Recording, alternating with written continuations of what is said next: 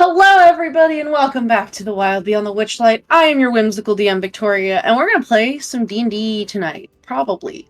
But first, we're gonna do some announcements. We're gonna do a recap. So, Kristy, if you wouldn't mind, roll the clip.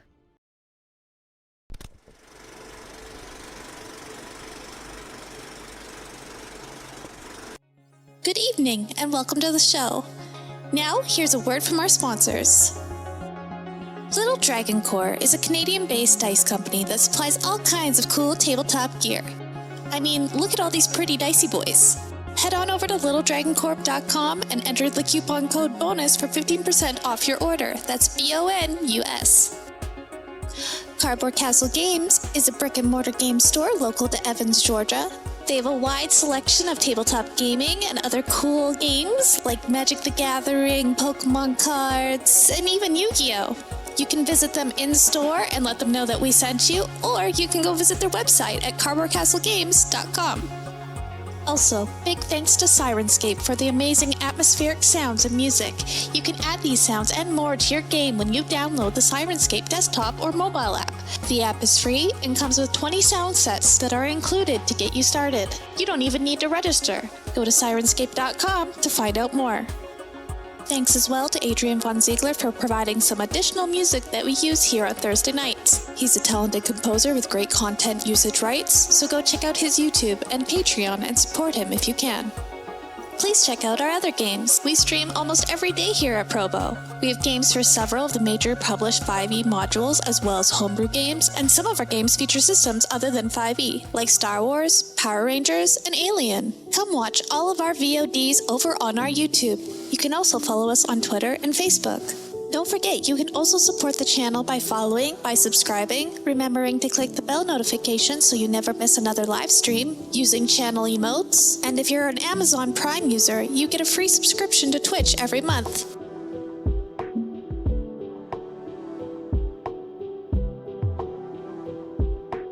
Thanks again to all of our sponsors for supporting Proficiency Bonus. And now, back to the show.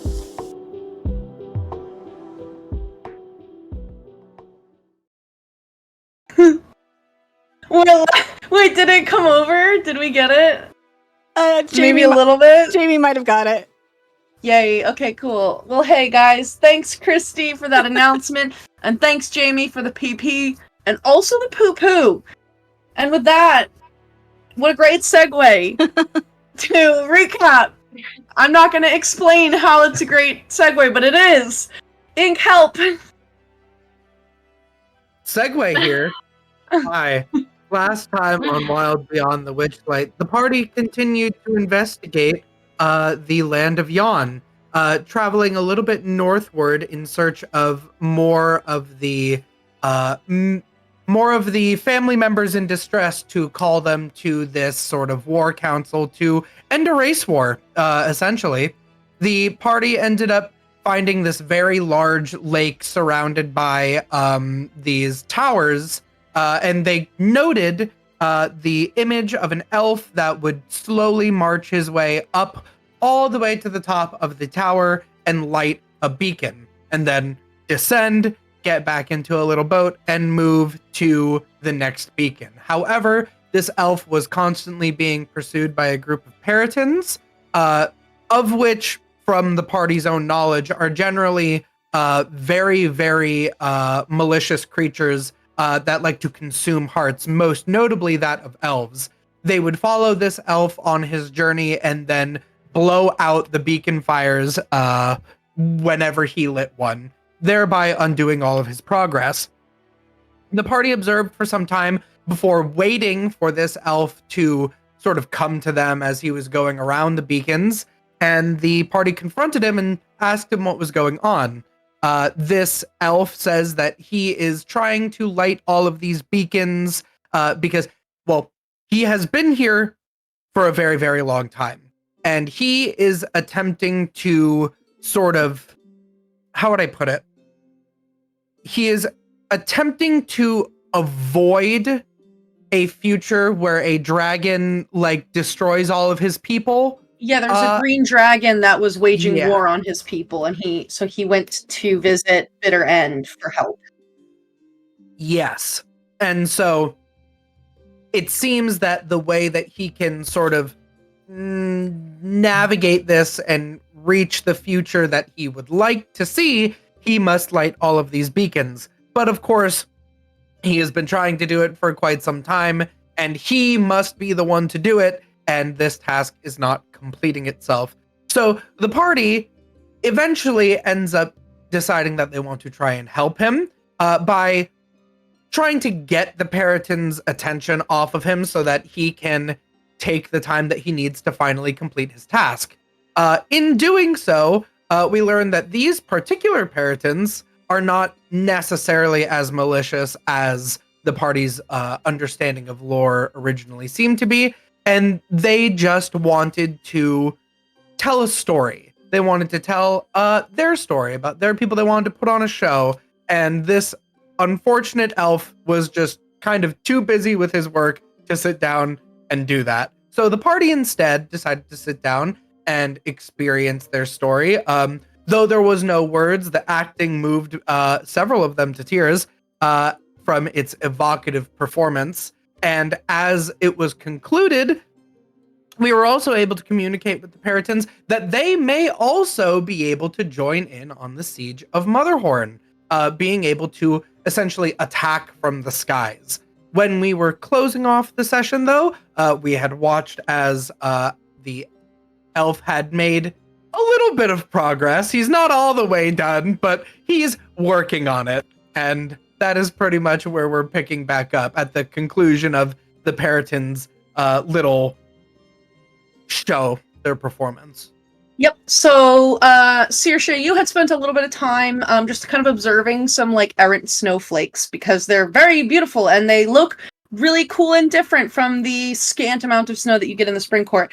I think at some point during the pantomime performance, and if you feel that this is inaccurate, that's totally fine. I think because this story that was being pantomimed by the Greyhawk Mummers, this band of Periton performers, was a forbidden love story, and it was basically like they were pantomiming a story of like these two groups of people that did not like each other, but there were two individuals from each group that just through a twist of fate like came together and fell in love, and then like war ensued. They were being chased, and then they basically had to make the decision to either live apart or die together, and they choose to die together. So I think I feel like that's kind of, I feel like Saoirse probably came over and like joined back once that all started like building up, because that seems kind of up her alley.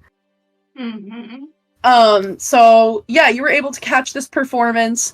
And the rest of the party, you know, like they clapped. Ego actually like shed some tears. It was a pretty good performance despite being done by horrible heart-eating monstrous creatures whose shadows are humanoid shaped. And then at the conclusion of it, the one that seemed like the biggest, like the leader, presented you all with a long, like tapered object that kind of looks like it like swirls in on itself. And you would know immediately that that is a unicorn horn because you've seen them before in the Spring Court. That is true. They do have the unicorn. Yeah, so then the group of them pantomimed that they were going to go to like the Standing Stones and wait for you guys there because they also have beef with Bitter End.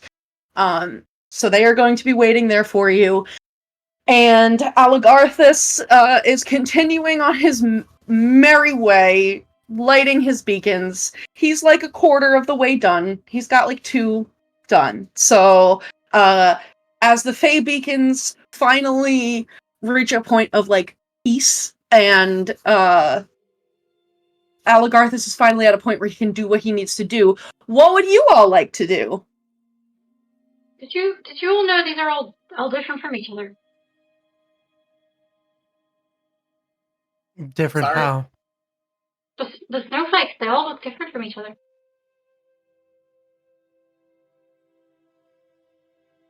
I hadn't given They're it cold much thought. and wet, so they're terrible, but they're also really pretty. I hadn't given it much thought. Mhm.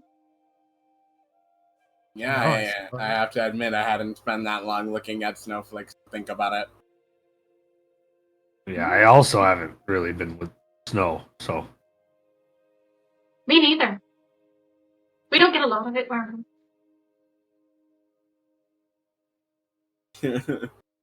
I don't Yeah. think we do either in my area. No, you've DM. literally never seen snow. Yeah, I don't know what that is. Even I've heard of it, but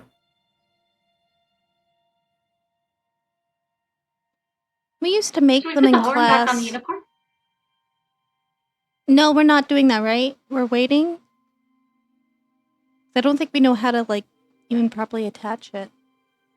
Yeah, we And- don't know how to properly attach it or anything, so it's best we don't. And we don't even know if we need to attach it. and we To were be saving fair. it for to save Zybilna. It's part of the thing for her.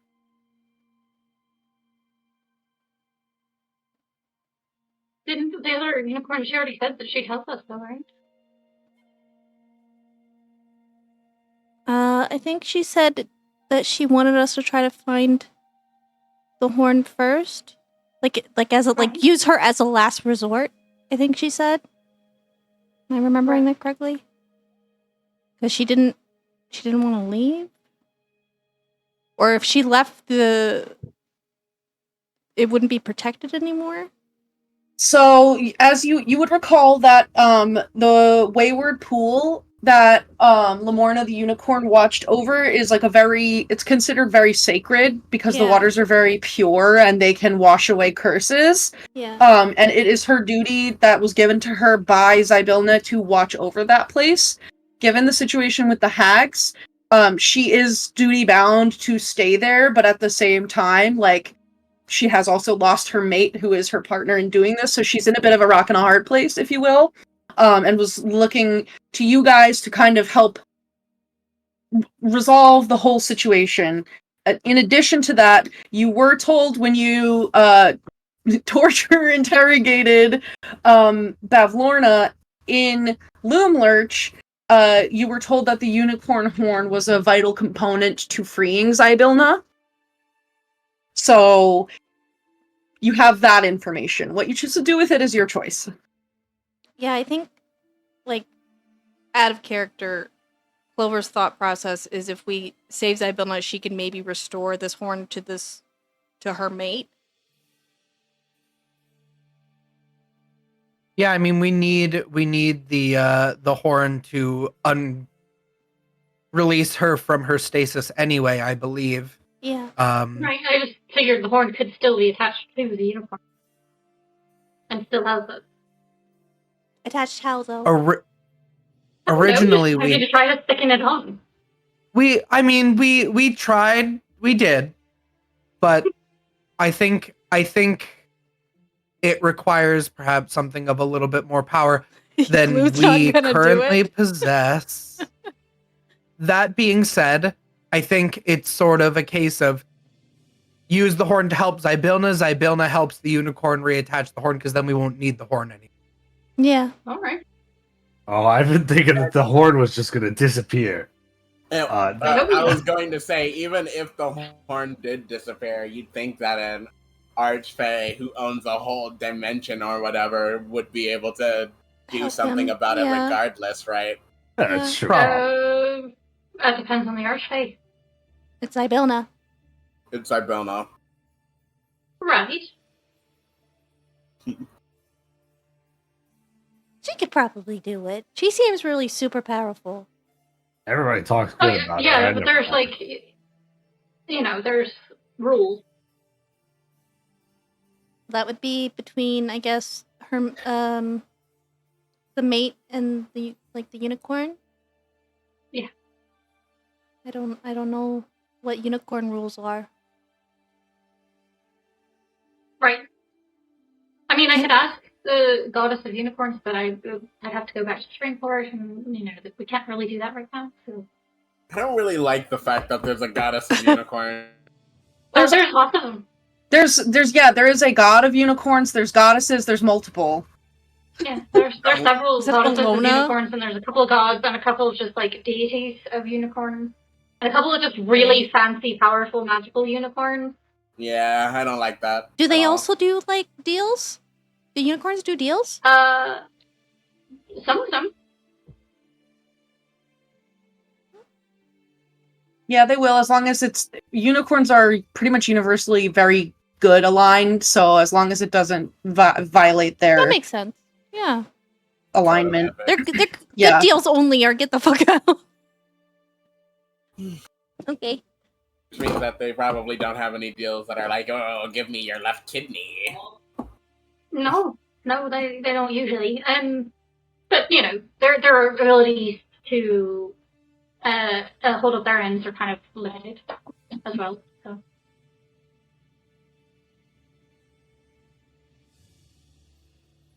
Well, I think that we should continue trying to help these rock people. Yeah, which one are we going to next? Were we? I can't remember if we were going right or left. Were we going right? Like to the O? We were gonna go left actually to the S, I believe. Or did we already? No, we didn't. You did not go to... we did not go to the Slate S. Clan Yeah. yet. Okay. Yes, we were gonna go to the S. Okay. Yeah. So, as a reminder, for Slate, you would know that they are missing a family heirloom. And then O for Obsidian, unclear what's going on there, just kind of MIA. For B, Basalt, they are missing their children.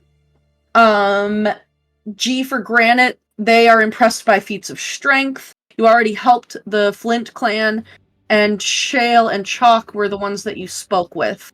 And then, M for Marble, they are big patrons of the arts. And that is what you know about these clans. So you want to go to S? S, yeah. First. Yes. Okay.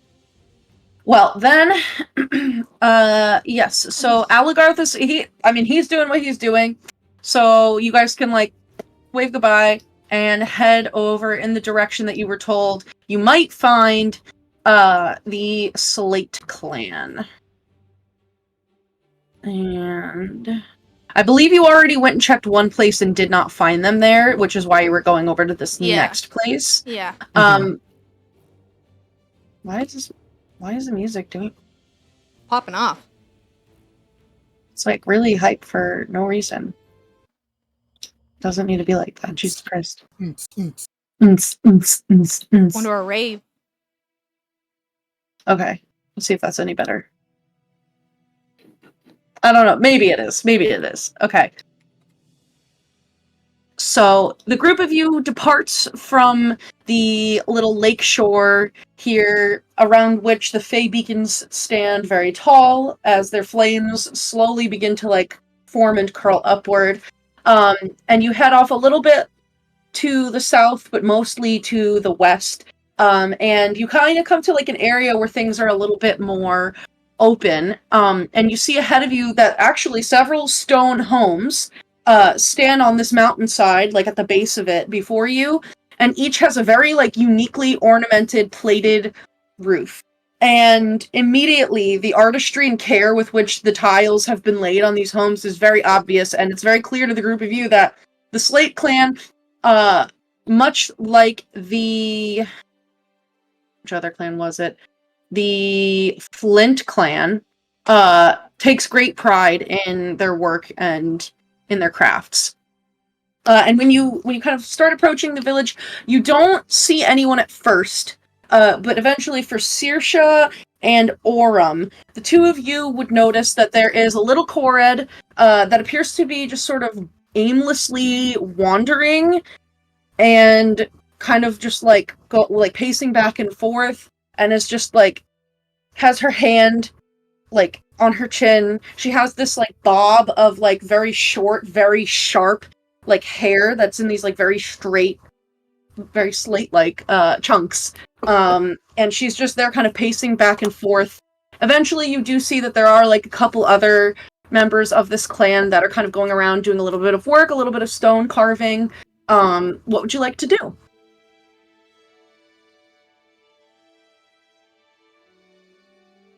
Well, I suppose we're gonna probably have to repeat ourselves a couple times, approaching, explaining what we're trying to do, and I then have this see what rock. they're missing. Oh yeah, I was gonna say, I'm like, don't we have like a missive or like a token to show that we're coming You on? do. Okay. Yeah, Aurum has it. So, Okay. Aurum, do you want to just get them caught up to speed, and then we can see what this heirloom that they're missing is? Yeah, no problem. Okay. I'm really good at this. Alrighty. So, do you want to just go up to the one that's like kind of she's closest to you? She's like on the outskirts of this little village. Do you want to just go up to that one? Yeah, I'll just walk up. And, hey there. I was sent by Oh, hello. Queen Argantle of Shale, and I'll show the rock. Well, welcome. I wish it was under better circumstances, but, welcome to the Slate clan. Did you need something? Well, so here's the thing. We're here to help you, but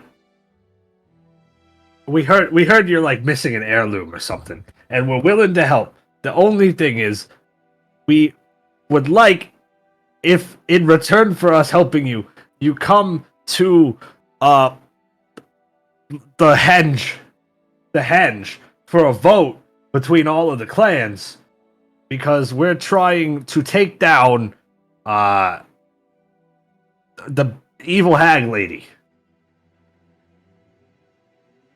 Could you repeat that last part for me? We're trying to take down the evil hag lady. Endlin, Bitter End. That one. But the here's the kicker.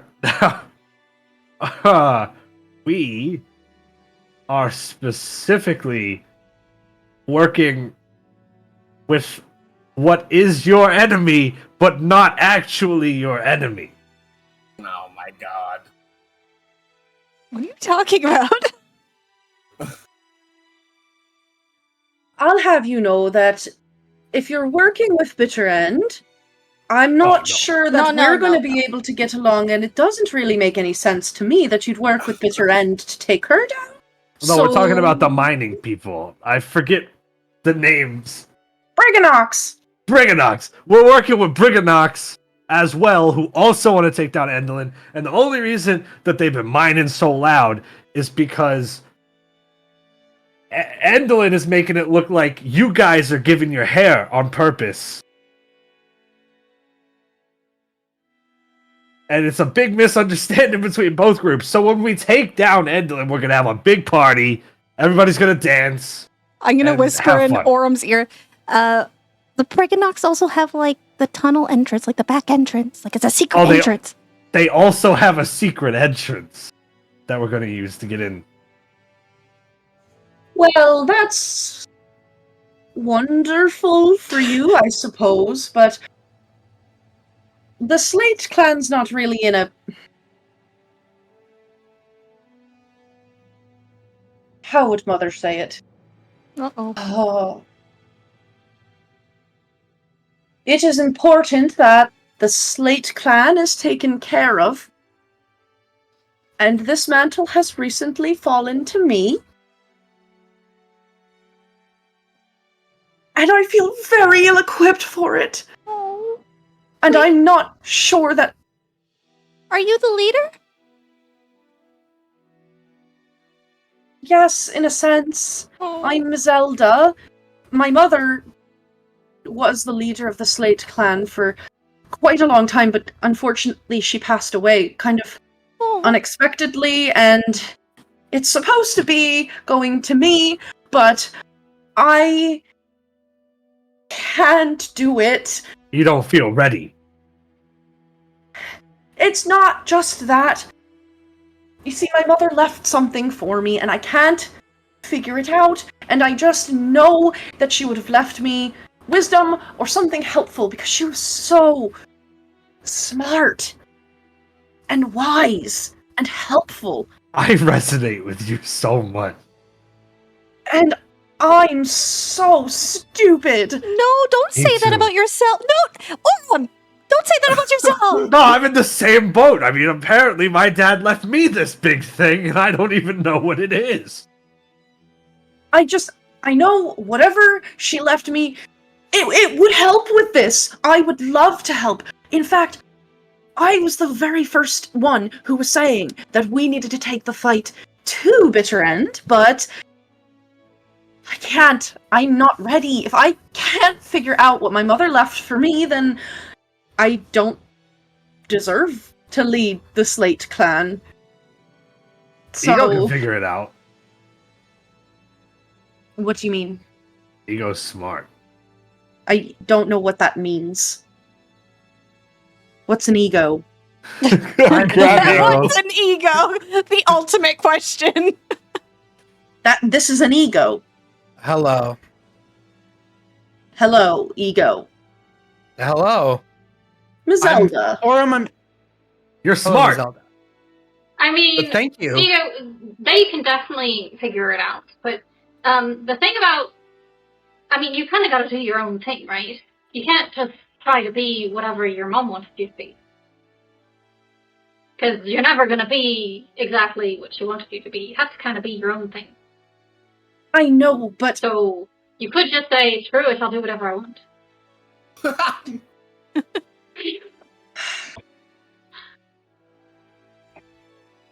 I hear you. I understand what you're saying, but I didn't have a chance. My mother didn't have a chance to retire and pass leadership to me. We had only barely begun my own mentorship. I'm fairly young in the clan. It shouldn't be me, not yet. I should have had mother around to help me learn how to do this. And all I have left of her is this vexing box. And whatever's in there, I just know that she was smart enough to know to leave something to fight, to help save everyone here, but I'm not her, and I know that, but that also means I'm not smart enough to solve what she left for me.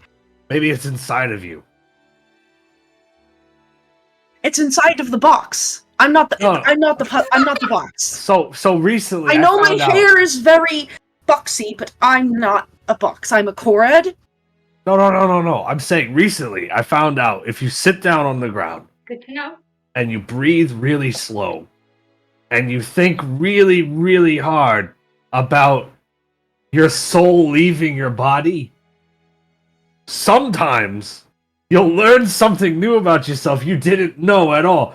I learned that there's a massive lake inside of me. Donna's going to Aurum, step what are you forward. saying? Yeah, Donna's going to step forward and say, how about we help you figure out this puzzle of yours, and then you can help us in turn. Alright, but before we strike our deal, I'll have you know that there are terms to this. We can't just go about this willy-nilly. We had to kick him out of the clan. Willy-nilly. I was Willy-nilly. gonna say who's yeah. I was gonna Who's say willy-nilly? someone- Willy-nilly was the most troublesome Korred that ever nillied and willied, and he Listen, caused a lot of that's the guy problems. I want to know. He's dead. Oh, No, that's too bad. I think I know what happened to the guy that was sleeping. oh no. He went to another. Nah, that's not. What... That was willy-nilly. I'm just No. saying, he sounds like a person who gets things done. That was Eaters Willy-nilly. Keepers. Willy-nilly. It's random what he gets done, but he gets things done. Yeah, but now he's dead. Willy-nilly did some interesting things. And yes, now he is dead. Alright. Can I show you what we're dealing with first, and then, when you see it, I'll lay out the terms. Please don't touch it until we've struck a deal, and if we don't strike a deal, please don't touch it anyway. You can touch it if we agree to the terms. Is it shining? No. Okay, then I should be able to restrain myself. Do you know what adamantine is? Are you familiar with adamantine stone? I've heard of it. I've never seen it before. Yeah, I think I've only heard of it, but like in like dwarven stories. It's very, very strong stone. It's kind of special. Even the most powerful and precision-guided strike will hit a little bit less hard against adamantine, which is, I'm telling you this now because it's important that you don't try to break it. Okay. Okay. Sorry. No, that's valid. I'm a little worked up. Let's see. You. What if I did? What would happen if I did try to? I would be very cross with you. And if you were successful, I would have to ask you to leave. And unfortunately, you would no longer be welcome in the territories of the Slate clan, and I would not be able to offer the Slate clan for whatever fight against bitter end you're trying to start up, as much as I would like to. Okay. I'm gonna go find something sparkly over there. See, if you want something sparkly, we can give you something sparkly, just not this thing. I should probably just not be near it. Do you like gemstones? Are they shiny? They're inside rocks. So no. If you break them open, they are. Oh, that sounds fun. Yeah, I'll do that. She will start leading the group of you to one of the homes. She's gonna make a little pit stop along the way and like pick up some geodes and be like, you can smash these all you want, just don't hit other people, and don't break any of our stuff or our homes, but you can smash these on the ground all you want. And there's probably something shiny inside. Sometimes it's a fossil. I don't know what that is, but alright. Bones. In stones. Bones and stone. Okay, alright. Nice. So. Let me. Saoirse is at least self-aware enough to be like, if you tell me not to do something, I have to do it. Like, that's... She knows, yeah. Like, if you're like, don't break this under any circumstances, she's like, I have to do it. I've got to break it now. Yeah, for sure. And it just be like that sometimes. So she takes you to her hut and reveals to the group of you.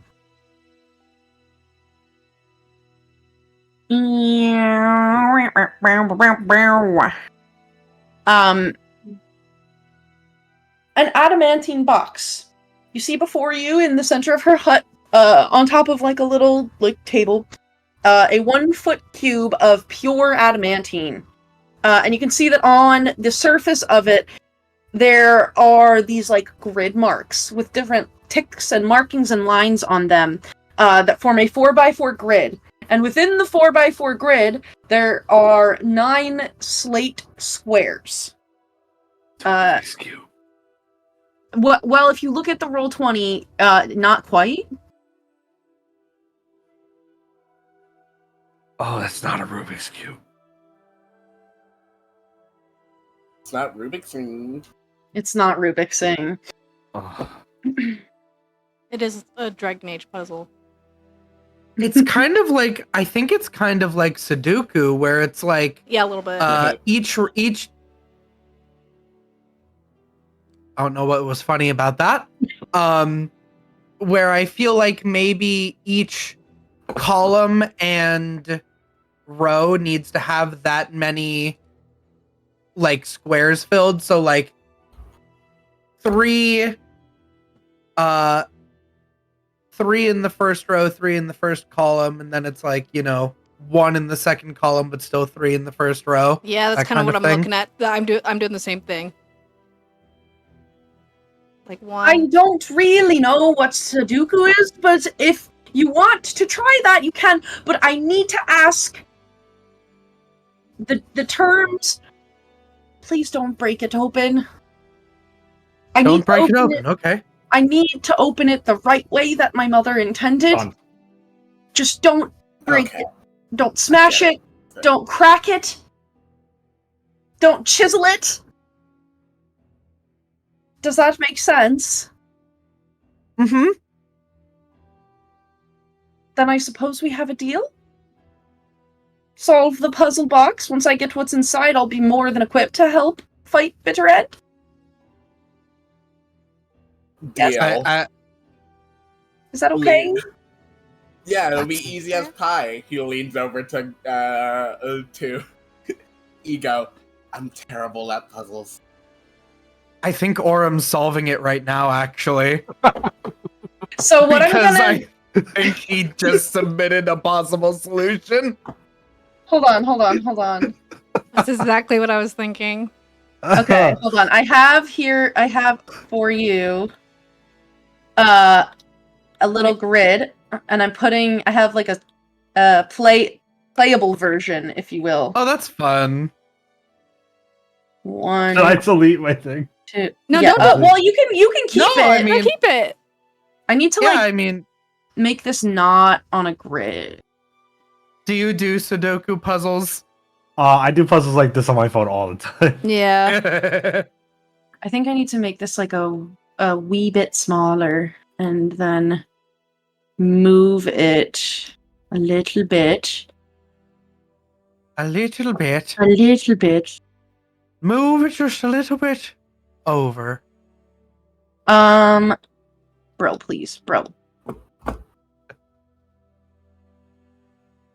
Oh, this is so fun. I would have loved being on a table and you just slap this on And we just like in front of us, and Jamie immediately picks it up and he's like, "Is it this?"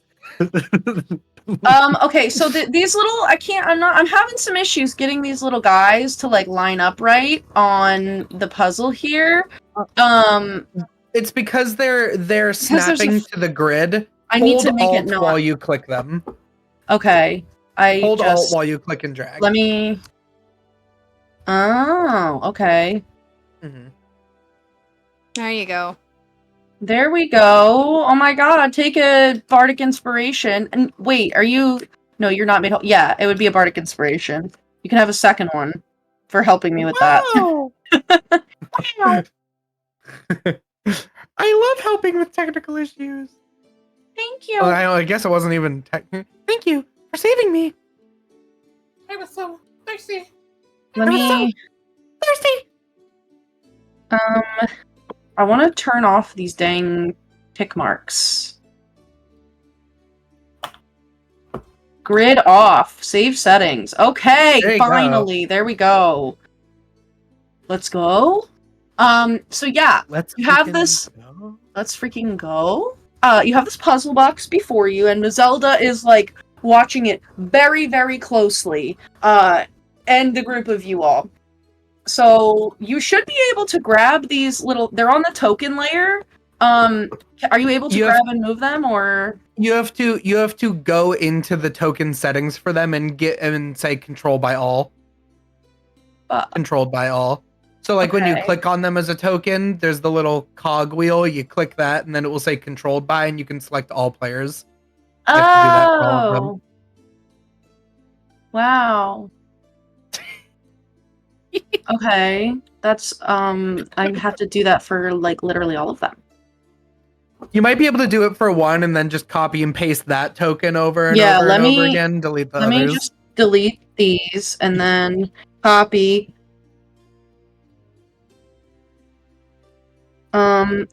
There.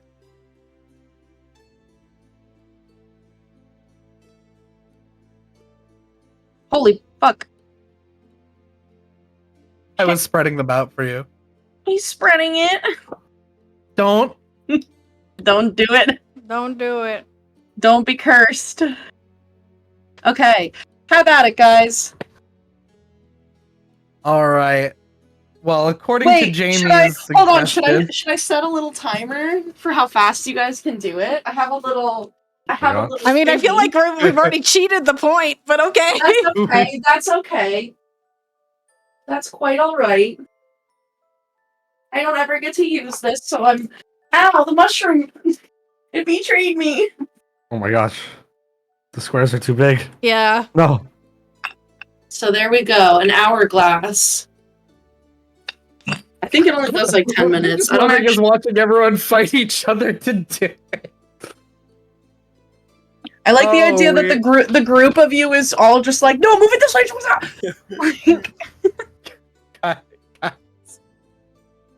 There you go. There you go. Yep. Okay. Yep. Yep.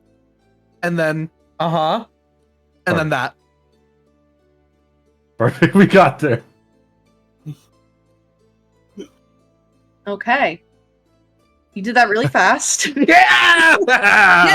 Yay! It's because all the time you were explaining it, Jamie's like, Jamie was like, I I'm got on it. So You showed the picture and I was like, done. I got it. some part of Aurum turns on, and he's locked the fuck in on this puzzle.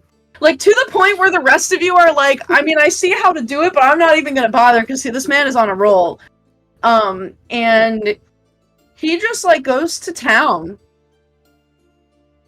And he solves it.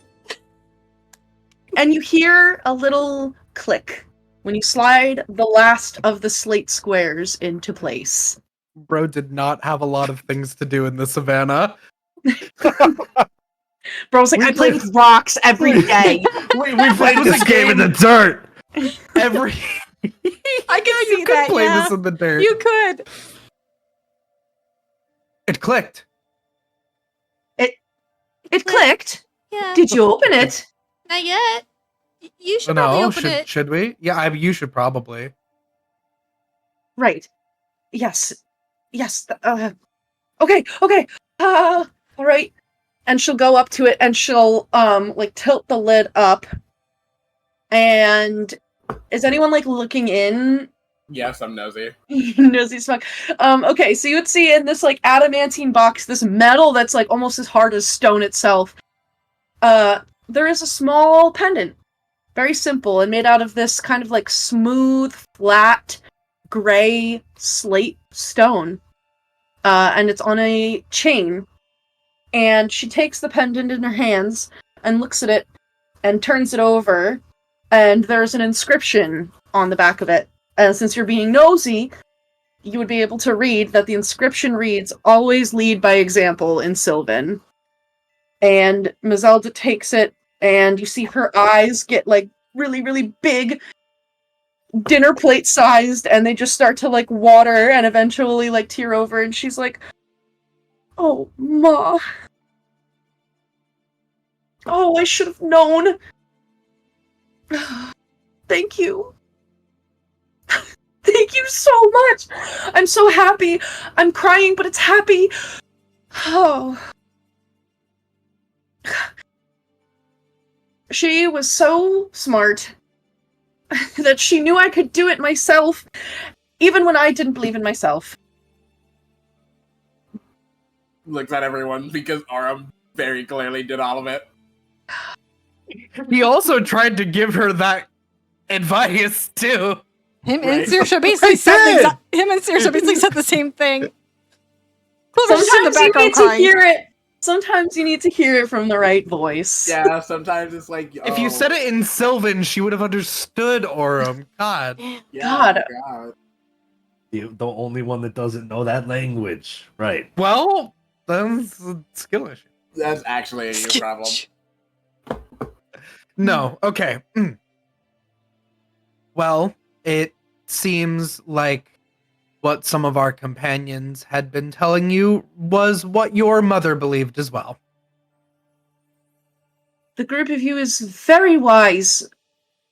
And far wiser than I am. I should have seen that. But I thank you. Why? I learned a lot. You know Yeah. what? Oh, go ahead.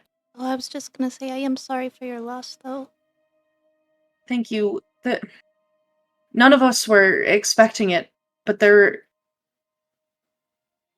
luckily we were able to fend off the attack, but unfortunately my mother led the clan into battle with these horrible creatures. We've never seen anything like them.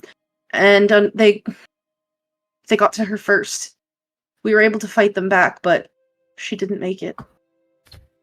What did the creatures look like? They were awful. They climbed out of caves in the ground and were filled with rage. Horrible, withered, purple, rat-like creatures. Yeah, we killed them. Yeah, we've seen them before. Yeah. So it's not just the Slate clan? No. No, they were taken down. They were hurting the Briganox too. I see. Well,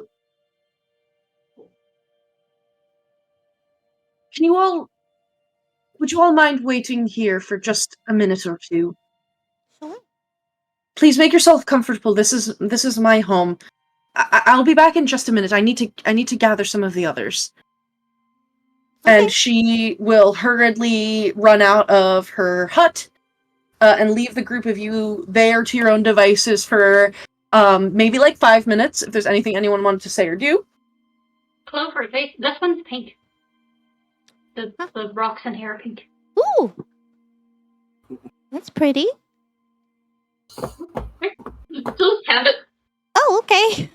What other colors are there? This one's orange, and that one's green. Mm. I didn't break all of them yet. There's one that's like almost like a big stone egg. It's like perfectly ovoid shape. Yeah, I didn't want to break that one. That one was like, ooh, this one is special. And then you sit I on made it. I think Saoirse made like a little baby Bjorn out of like vines and is like carrying the egg in her little like baby Bjorn right now. Oh, that's so cute. After a few minutes pass by and the group of you kind of just like hanging out, chilling in her hut, Zelda will come back. Could you all follow me? I promise we are almost done. Okay. And she will lead the group of you outside of her hut where you find yourselves face to face with a few dozen Korets of all different ages, shapes, and sizes, but they all have that very similar, like very angular, sharp, like thin, layered hair of slate stone. And they're all kind of gathered around, like whispering to each other, idling, and then when the group of you comes out, they all start clapping and like cheering, and they're like, "Hey, yeah!" And like they're like, "Wow, look at these crazy people! They're so tall!" And Miss Zelda will like silence everyone, and she will say, "Thank you all so much for gathering on such short notice. I want to make sure that all of you knew exactly who helped the Slate clan, and more than that, helped me to understand a lesson that my mother wanted to leave for me even after her death. So, in the spirit of giving, which was a spirit that my mother was possessed of quite often, I would like to offer the group of you her pendant." And she gets onto like a knee and holds out this slate pendant that she pulled out of the box and holds it up to the group of you. Oh. Are you sure? I mean, it was from your mother. And my mother believed in leading by example.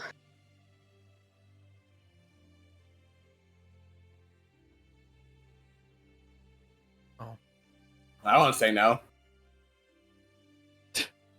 Who? Oh, let me swipe this and cast Let me identify look at on this. it. Yeah, you can- No, yeah. So you can take it, and it's very, like, again, very simple little piece of slate with this engraving and Sylvan on the back, and it's, like, on a chain. Can I activate my detect magic You can. to see if it is magical? And It if is. What type? I want to say it's not a particular type, but it's, like, giving a little abjuration. Okay, I'll tell that to Ego. Definitely a little bit of abjuration magic on it. Apologies, my description of it was wrong. It's like 3 little circles fused together and then has the inscription on the back. Oh, cute. Not uncommon to have some sort of protection charm, I suppose.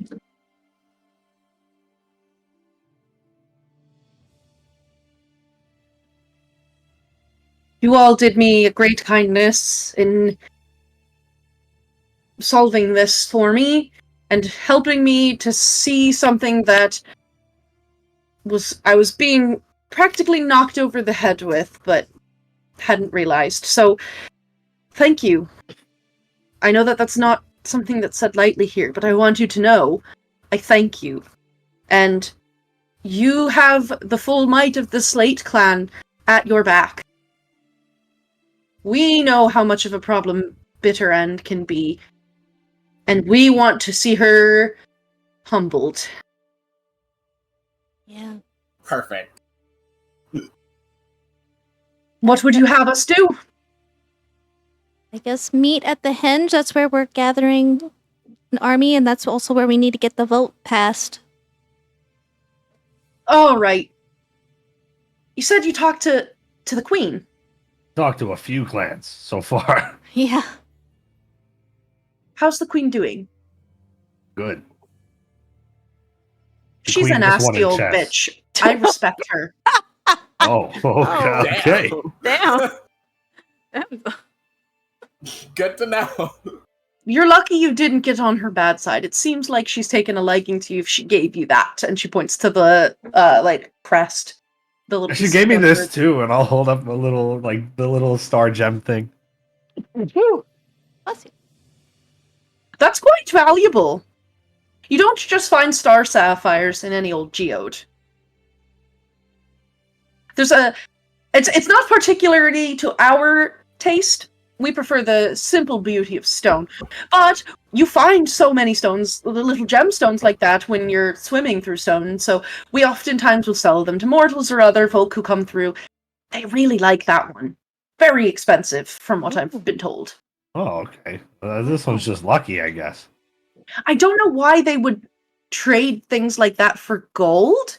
I could find plenty of gold pretty quickly. You can smell it. Has very strong smell in the stone. You can smell gold? Well, of course we can. That's Oh. cool. We have to be able to smell it because you can't see it until you hit it, and if you hit it while you're swimming in the stone, then it's like running Hurts. into... Yeah, it's like running into a wall. Ooh. That would hurt. Right, it does. But yes, you are always welcome amongst the Slate clan for as long as I rule, and if I have anything to say about it for as long as the Slate clan is, you will be welcome. I suppose I'll make my way to the henge if there was nothing else. Do you have enough? You don't eat rocks, do you? No. We can't digest that. We found some little onions growing in the rocks. Oh. But I don't know if we have a lot of food that you would like. Onions are good. You cook them?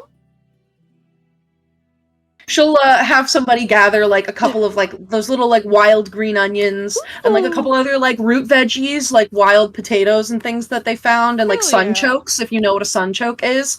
And they'll give you like a little basket of like veggies and things, and they'll probably also give you guys like a fat chunk of salt, because they also find that everywhere. But yeah, I mean, I'll take you guys both, have yeah. resolved, if you will, the issue that was being faced by the Slate clan very quickly. So what would you like Let's to do go. now? GG! Alright, everybody, let's get Algarthus- a long rest in. Algarthus has maybe cleared like one more in the time that it took you guys to do this. Like he Oh my probably has like, God. you would see that now at this point there's like, here, I'll take you guys back. Over thither, where's Yon? There she is. So there's like, this one here is lit. This one here is lit. And now this one here is lit. And he's working on the next one. I I guess we're going up to B, right? Basalt? Yeah. Technically, we only need one more, right? Well, technically, yeah, but we should help all of them. You don't have to help all of them, but As many as possible. We could also hit. Like, if we're already going to be going around the circle, we can go around the circle.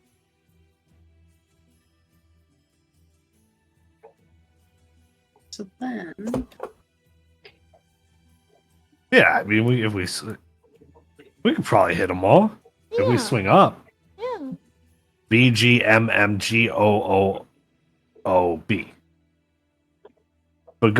Go.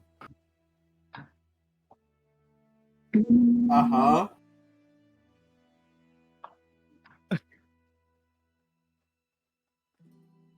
I do like to imagine that when in doubt, Aurum just draws everything out in the dirt. So he's like, yeah, we can just, That's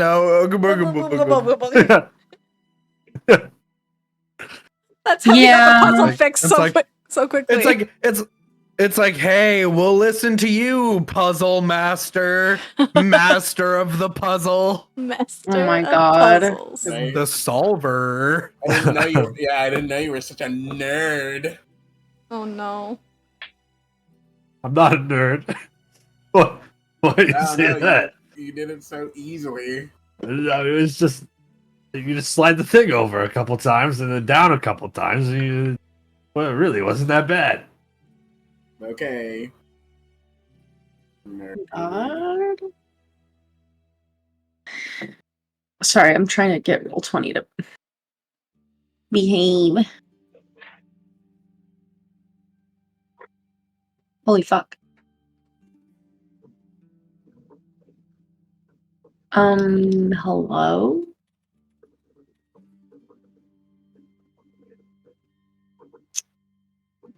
Oh wait, Kristy, you know what? Why don't we do a quick break here so then I can get this Sure. dang thing, Roll20, to do what I'm trying to get it to do. And then that will be the perfect step into the next clan. Sure. Yeah, we can do that. So we'll go on a quick breaky here because it's almost 10. Okay. BRB fam. Achy breaky heart. Achy breaky heart. BRB.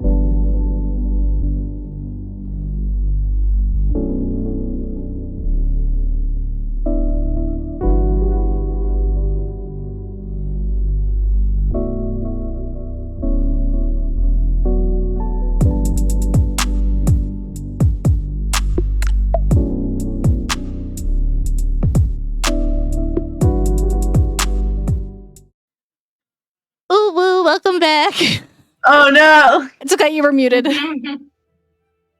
Hey, sorry, I wanted to add the little ambient guy. Hello, we're back. Sorry, I needed a second, unexpectedly to add an ambient noise bot, but we're back, and we're gonna play D&D. So guys, it sounds like we're going straight for the next clan. Yeah. One of the locations for Basalt. Yes. Yes. So, okay. And yeah, so oh my god. Yeah, why did this okay, so Mizelda, who leads the Slate clan, as you go to leave for the next one, it would tell you that Basalt actually is in fact fairly close by. You just need to go up the mountain, and kind of up and over to the next one. So that's very helpful, and the group of you make your way up. It's a climb. It's a hike. I need somebody to roll me a d8. Just to see something. I'll do it. Do it. 1. Can you re-roll that for me, please? Well, Wow. We're not gonna do that whole. That's a whole thing. We're not gonna do that whole thing today. 3. Okay.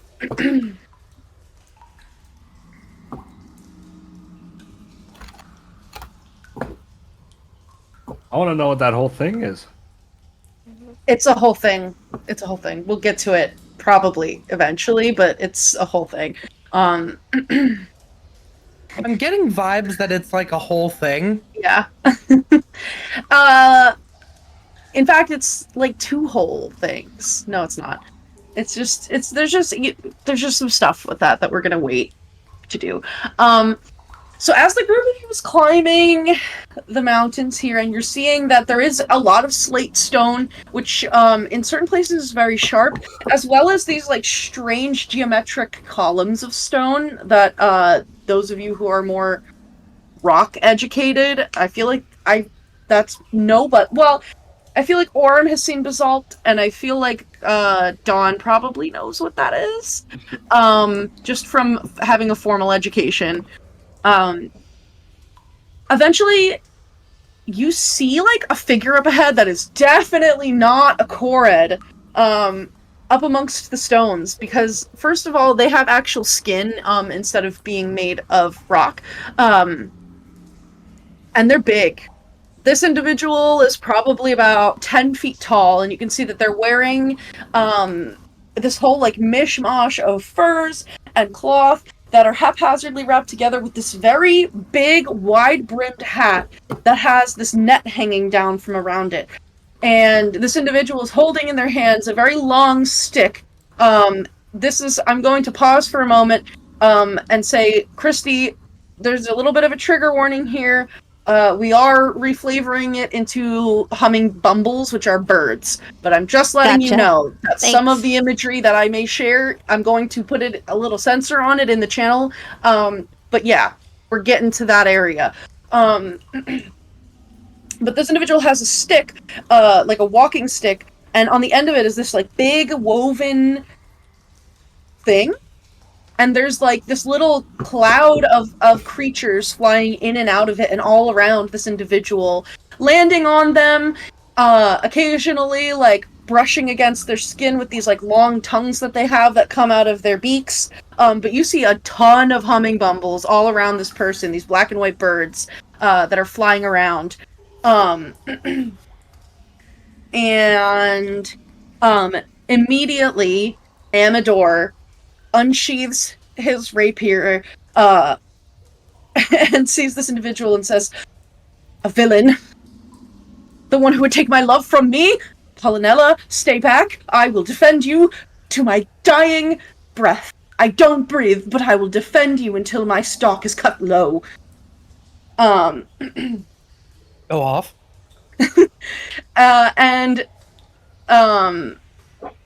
the individual that is ahead of all of you, maybe like 60 feet, immediately hears this and turns and kind of like looks, and you see they have one big eye in the middle of their head, and his eye kind of gazes over the group of you and then lands on Amador and then goes over to Paulinella. Do any of you speak Giant? No. Oh, I don't think so. I don't think So you would hear this very angry guttural shouting, like this angry yelling that this individual just starts like screaming at Amador and is shaking his finger at him. And Amador's like, I don't understand what you're saying. Speak a language that I can understand if you want to talk to me. And then this individual starts like coming over and is looking very angry and is stomping through the stone. Is there anything anyone wants to do?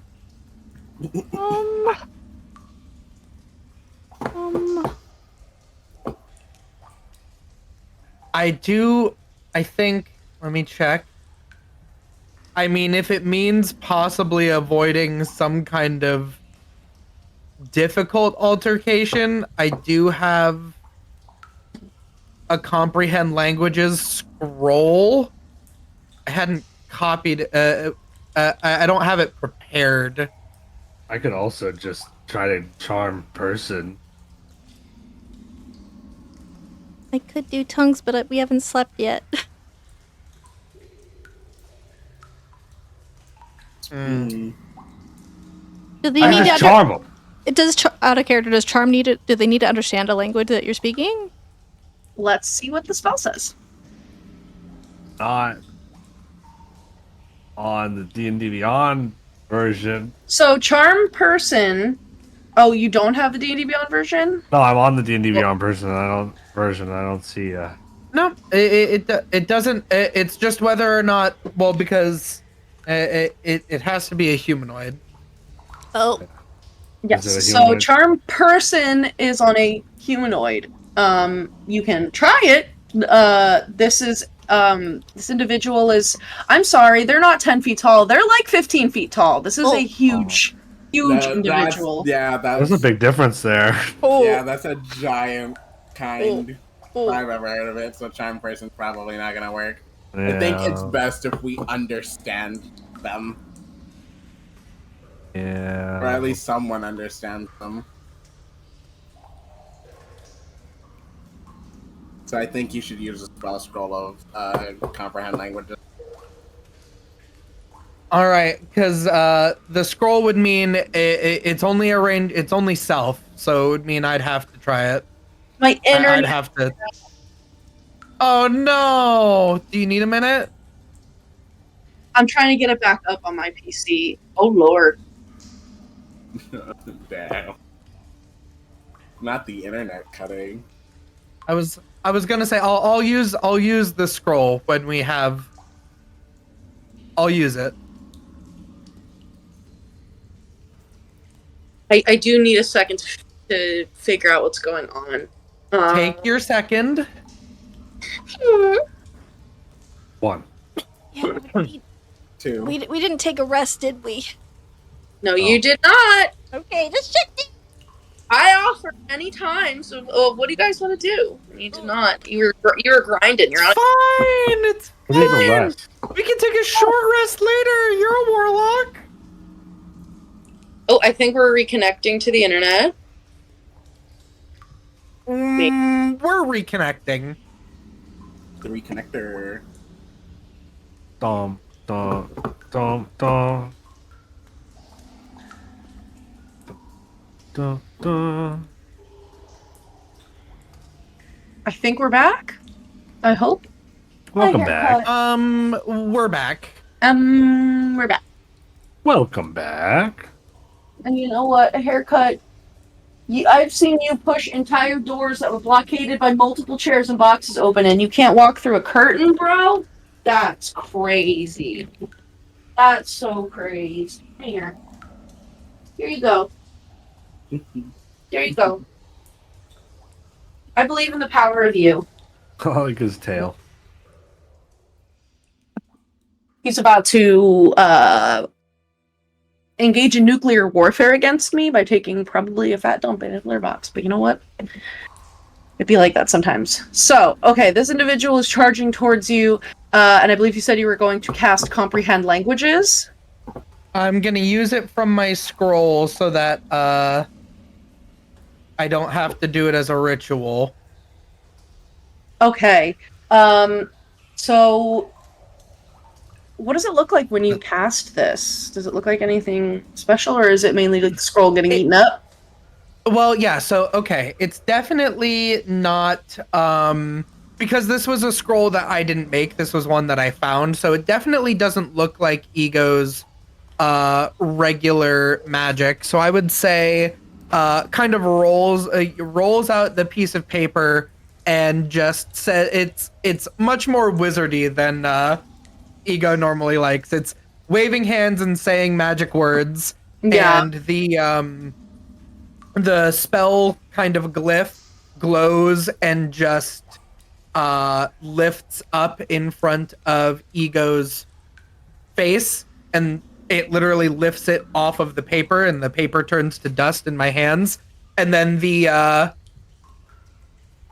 Ego takes the rune kind of like this and kind of twists it like a dial lock until it locks in on the language that they need, and they hold it in front of their mouth like a microphone, and they're like, hold on, just try and can you just say, what did you say? Let's all calm down. Comprehend Languages does not allow it to understand me. Yeah, I was about to say, I was like, I don't think he understands you, but you say this, and you tune your little spell until you feel like you're understanding it, and immediately you hear, "You stole queen! Humming bubble!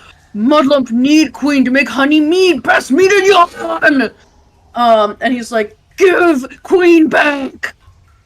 And is like yelling, and it's just absolutely outraged, at Amador. Ego takes the glyph and kind of holds it up to their ear and kind of dials it. And Ego's gonna look at the party, because I think I don't want to necessarily say this too loud, so it's just for the party. I think the humming bumble, the little lovebird, so to speak, that's been traveling with us, is the queen of all of these humming bumbles here, and this big guy is wanting the queen back. Oh my god, he stole her. So once again, I don't think he ever told us where he got her. I kind of just assumed that they've always been traveling together, to be honest. well, But I don't think she wants to go back. I don't think she thinks wants a lot. Yeah, it doesn't quite seem like she wants much of anything. She wants pollen. The one time I could understand her, all she talked about was pollen, yeah. Yeah, that's all I heard from her, too. So. I forgot about that. So at this point, like, Amador is, like, using his rapier to, like, fend off as, like, this Cyclops is, like, trying to, like, reach and grab for Pollinella and, like, is trying to, like, push him away. We're just with watching his these two stick. go at it. Amador, stop. Amador, Stop. I cannot stop stop defending my love! do you know what he's saying? No! But he wants Pollinella, I'm sure of it! He's saying that well, yes, he does. He does, yeah. Yes, but, like, he's saying that Pollinella is their queen. And she's my love! I love her and she loves me! Our hearts are pure and our love is true! Love is more important. Oh, That means you could be the king. true love. I Going need to no hurt him kingdom, square. and I need no crown. All I need is the love of my sweet Pollinella. So sweet. It's not... We can't break the bond. This dandelion is going to get stepped on. No, I'm gonna cast Speak with Animals. Okay. I can speak with animals. Like, I understand them. Okay, Oh. well, Like, all the time. I know, but like, so what does Paulinella think about all this? That's what I wanted to don't know why she's literally just gonna be like, I love Paulin. You like Paulinella, the salad? do you want to go back to the hive? Okay, let's see. What is her intelligence again? So you ask like Paulinella what she wants, and she's like, Pollen, love pollen. And then you're like, do you want to go back to the hive? And she kind of like stops and like tilts her head, and she has this like very, very long beak with like a little tongue that will like shoot out.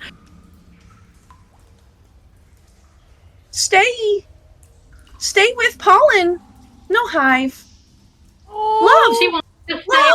outdoors. And she starts like him. she starts like swirling around Amador and like will go up to him and like We can't break them she up. takes her like super long like tongue and like darts it into Amador, just like the center of his flower head, and is like my goodness. getting Whoa. falling out. It's like, Oh. my dear, in front of everyone. Whoa. And the Cyclops is just like, no, my queen, come back, no. He's getting really upset, you guys. Well, I mean, we're going to have to tell him no. He doesn't get to decide for her. Aurum, can you Can draw? someone who's not I'll me draw. tell him that, because I'm so small? Do you think he'd Yeah, understand if no. you like do like a heart and you draw the I'll- two of them? I'll stand in front of the Cyclops and like hands on my hips and say don't. no. Oh no. I'm going over to Dawn. Whatever's about to go down, I want to be by Dawn.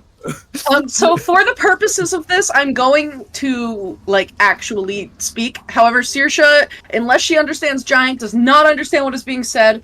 Right now, Ego is the only one who would actually understand this. But you're like, no.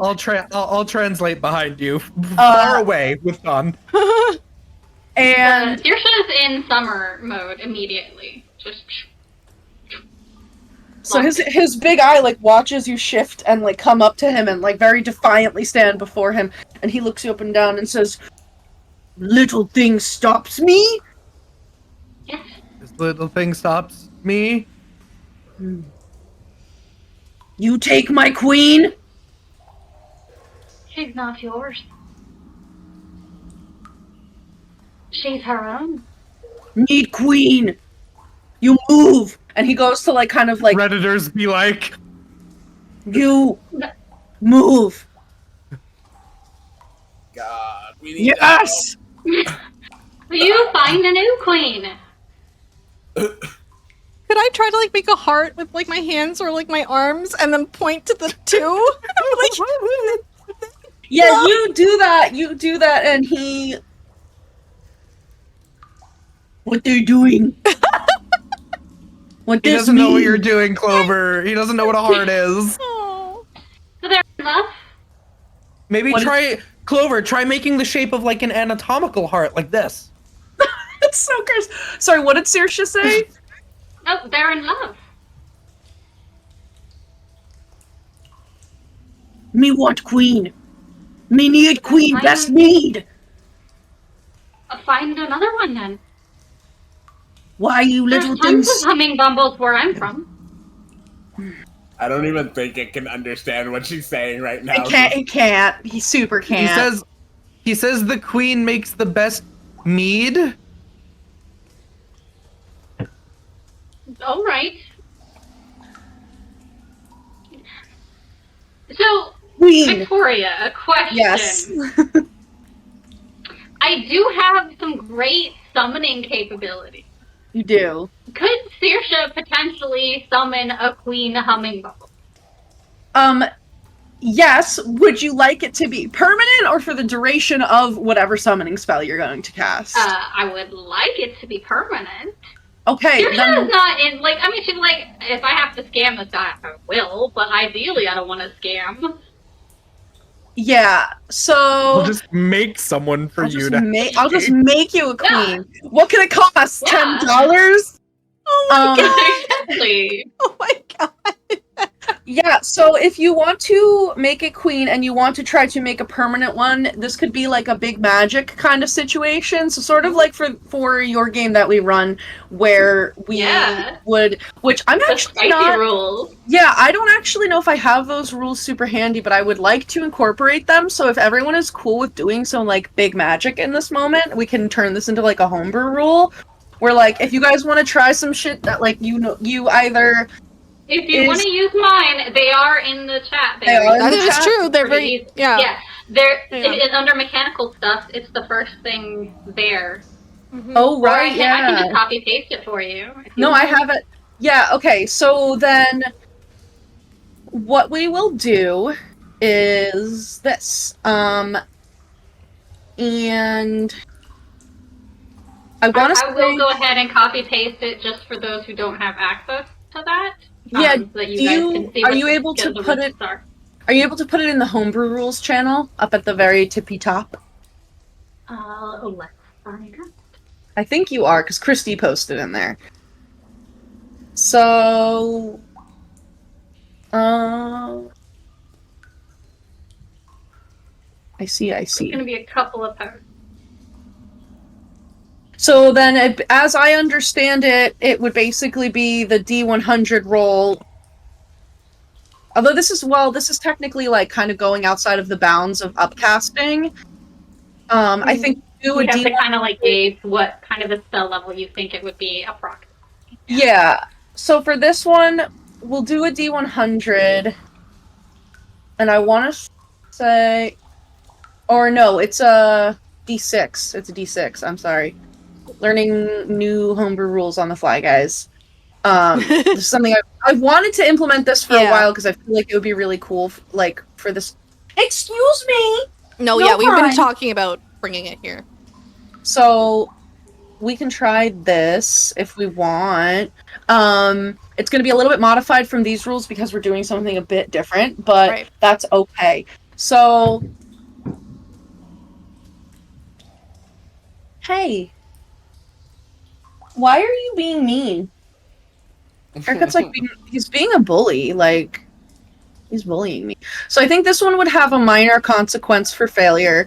And I want to say for a level, it's going to be this one. So, Iris, why don't you go ahead and roll a D100 for me? Okay.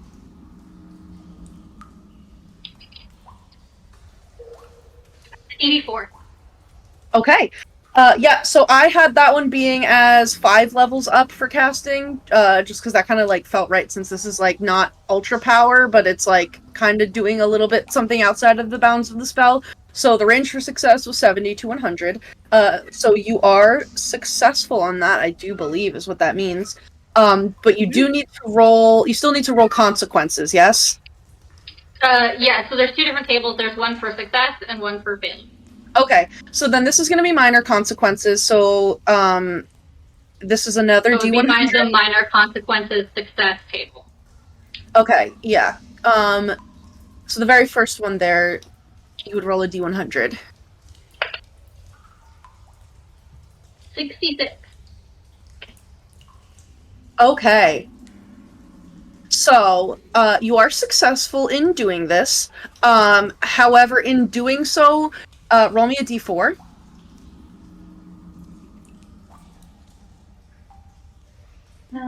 Two. For like the next like 12 to 15 seconds, your wisdom stat is dropping by 2. So how would you like this spell to look as you are like kind of calling upon like the ancient magic of the Spring Court to basically permanently summon yourself a humming bumble queen? I think it's that sort of like kind of mirage-y effect where you see not quite a portal, but like an enforced thinning of the veil temporarily, where it becomes like hazy and there's like an image of a hot, sticky, summery, spring evening, with like dark kind of foresty vibes, and then there's like little fireflies flickering through the bushes. And you see that Saoirse like reaches out and reaches for one of the fireflies and like plucks it from the like veil, and it grows in size and just becomes a hummingbird. Okay. And then you feel very imperceptive for a little while. Very not on your A game, a little out of it. Like waking up from a particularly bad hangover after one of the spring court festivals. But you have there with you a spring court hummingbumble queen. They look similar to the hummingbumble that you have found, but I think they have like a couple little like, you know how hummingbirds have those like little bibs of like pink feathers and like the white and stuff? It has like a little bit of like pink and green on it. But this little hummingbumble will spring into life after you cast your spell.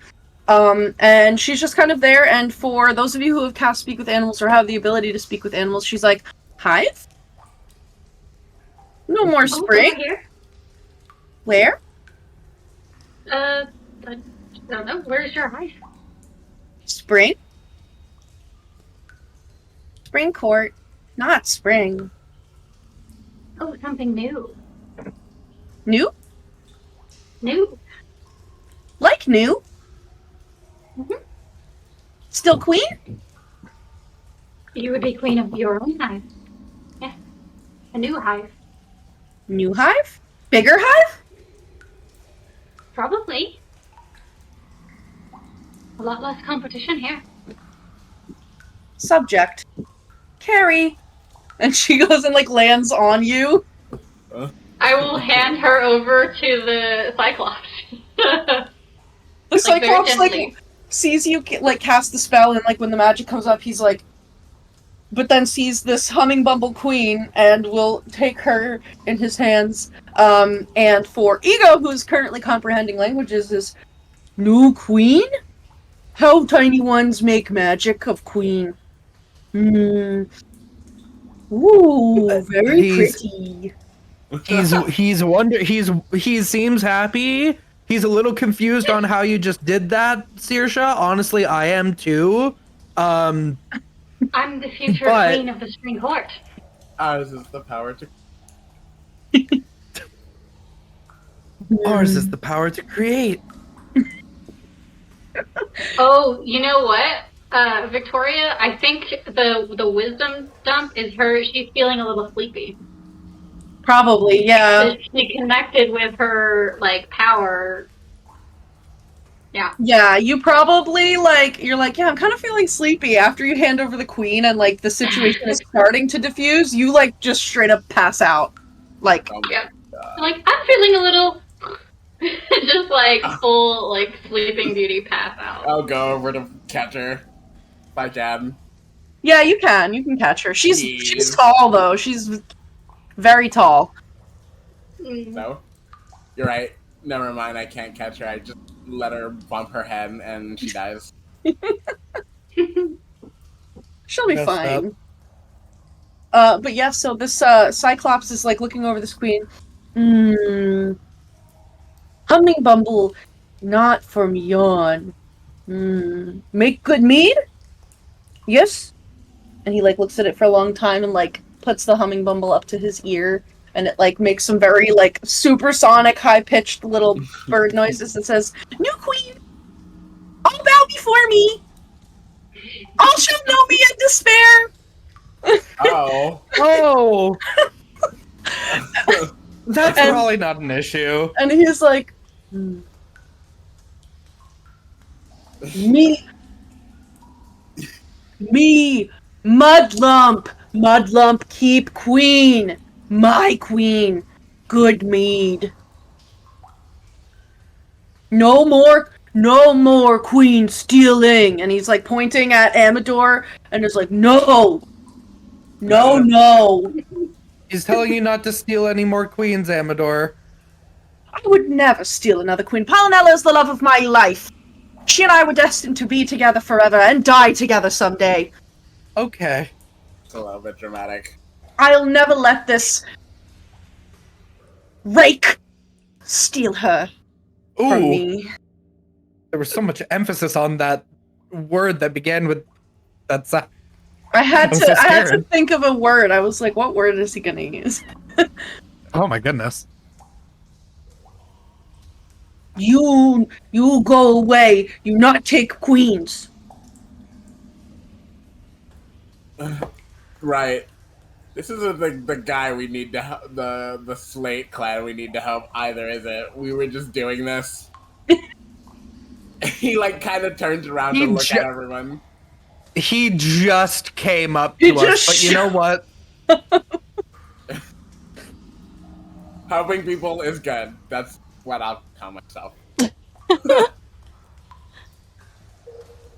Okay, we're going this way. Yeah, okay. Go away. And he shakes his fist at you. Oh, I know that's rude. And he does like a rude gesture. Oh! Me take new queen.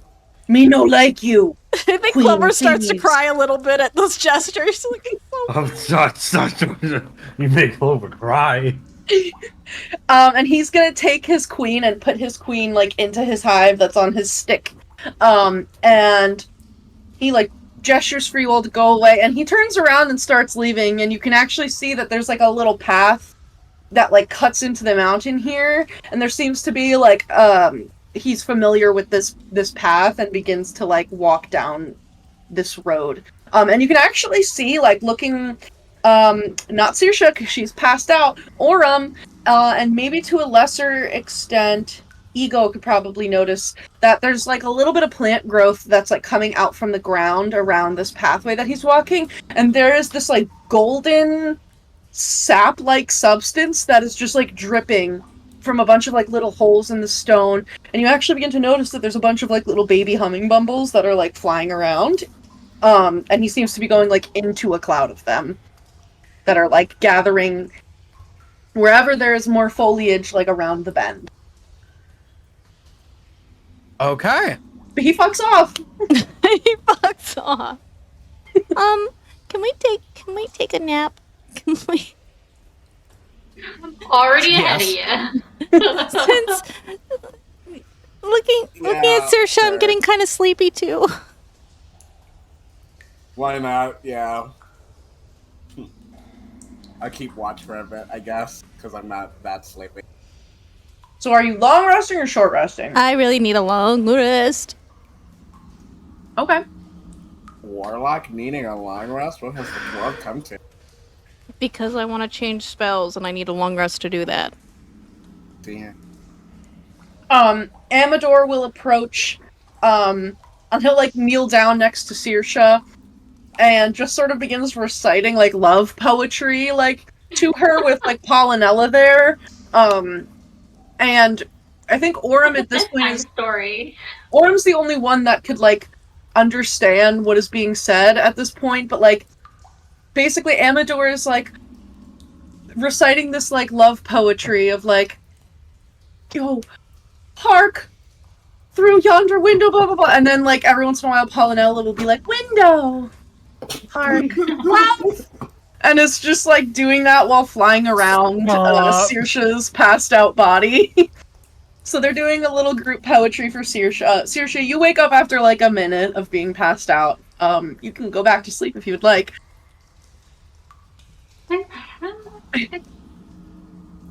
Sleepy. What's going on? Clover wants a nap. Clover wants a long rest. Oh, alright. My Yeah, dear. that sounds good. From the bottom of my endless heart, it is. I am ever so grateful to you for protecting love on this day, and believing in the power of true love. I have to. It's the only thing that's going to save my life, so... That Yeah. it is. Polynella and I can remain together thanks to you. I shall watch over you as you rest. You looked very peaceful. Yeah, unfortunately, I think I might have overdone it a little bit, but, be fine. Did you know you snore a little bit when you sleep? Very lightly. Oh, yes, yeah. It's sort of like a hibernation thing. I don't snore because I don't have a mouth Especially or a when I'm in nose. summer, Yes. I shall keep a vigil over your slumbering body. And he just like sits there and is like continues to recite poetry to you. Okay. If we're taking another long rest, I'm gonna try to swallow the tooth again. Oh my Okay. god. Rest. Yeah. At least don't wait until everyone else goes to sleep so you choke to death and we're all just sleeping. He looks at the group of you as you're about to bed down, and it's just like that gif of the guy that's like, Right? yeah, roll a con save. And you still have liver damage. Yeah, but I was good today. Hmm. My con save is 18 plus 4 for 22. It's still really, really sharp. And it still tastes like ass. Like acrid ass. But this time, you're ready for it. And you just like open your gullet and you just take that in one swallow. And you get it down. Nice. Roll another con save. I'm gonna see if you keep it down. Oh boy. Oh. Oh no. That's 8 plus 4 for 12. Sitting a little weird. No. Yeah, definitely feeling a little indigestion. You don't vomit, but you got bubble guts for sure. Like that acidity is there. But yeah, what do you do after you swallow it? I'll wait to see if anything cool happens. Oh my god. Can I do anything else? Do you try anything else, or are you just waiting for something to happen? I didn't really think this far ahead. I didn't think I'd be able to swallow it. I'm just gonna wait for something to happen because when I ate the fruit, I started to see things and I saw things and I'm just gonna wait. My internet on my PC died again. This is what happens when Dale and I play games together at the same time. It's like my internet just farts out. So I'm trying to get you set up on my phone here. Okay, so you just wait to see what happens is what you were saying, basically. Yeah. Okay, your tummy hurts.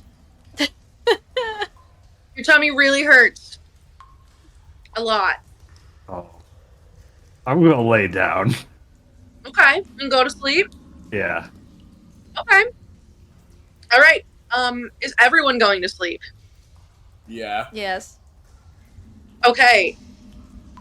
So, I need, all of my Fae Lost, which is, like, basically everybody but Dawn, I think, to roll me your d8s.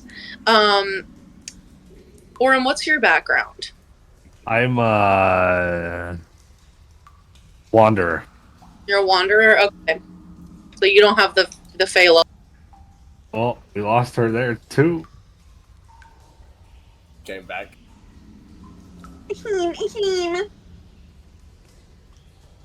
I did not have Fae lost. My internet's back. For now.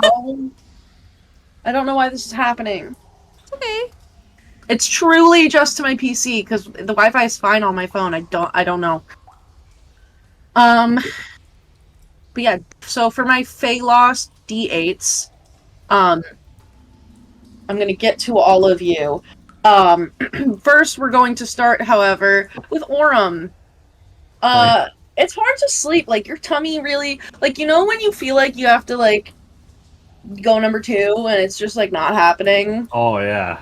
And like you're cold sweating, like you got the mixed sweats. The worst. Yeah. Yeah, about to have the mixed shits. It's a rough sleep, but eventually it finds you. But not for very long. Because eventually you find yourself. Let me change the music. The vibes are weird right now.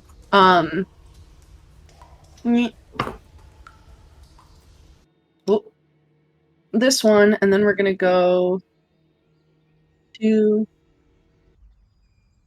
that. Okay. Eventually you wake up and find yourself in an old growth forest filled with massive trees that are dimly lit by the gloam of twilight. Little fireflies slowly, lazily bouncing between blades of grass. And the grass is thick and plush beneath your feet. You can hear the burbling of a small stream nearby, and little, just like motes of colored light slowly float around. As you look up from the boughs, you can see that there is this multicolored sky above you. Not quite nighttime, but certainly leaving daylight, but you don't see the sun. You also don't see a moon. And there's something familiar here. Like the taste of your favorite fruit. Huh.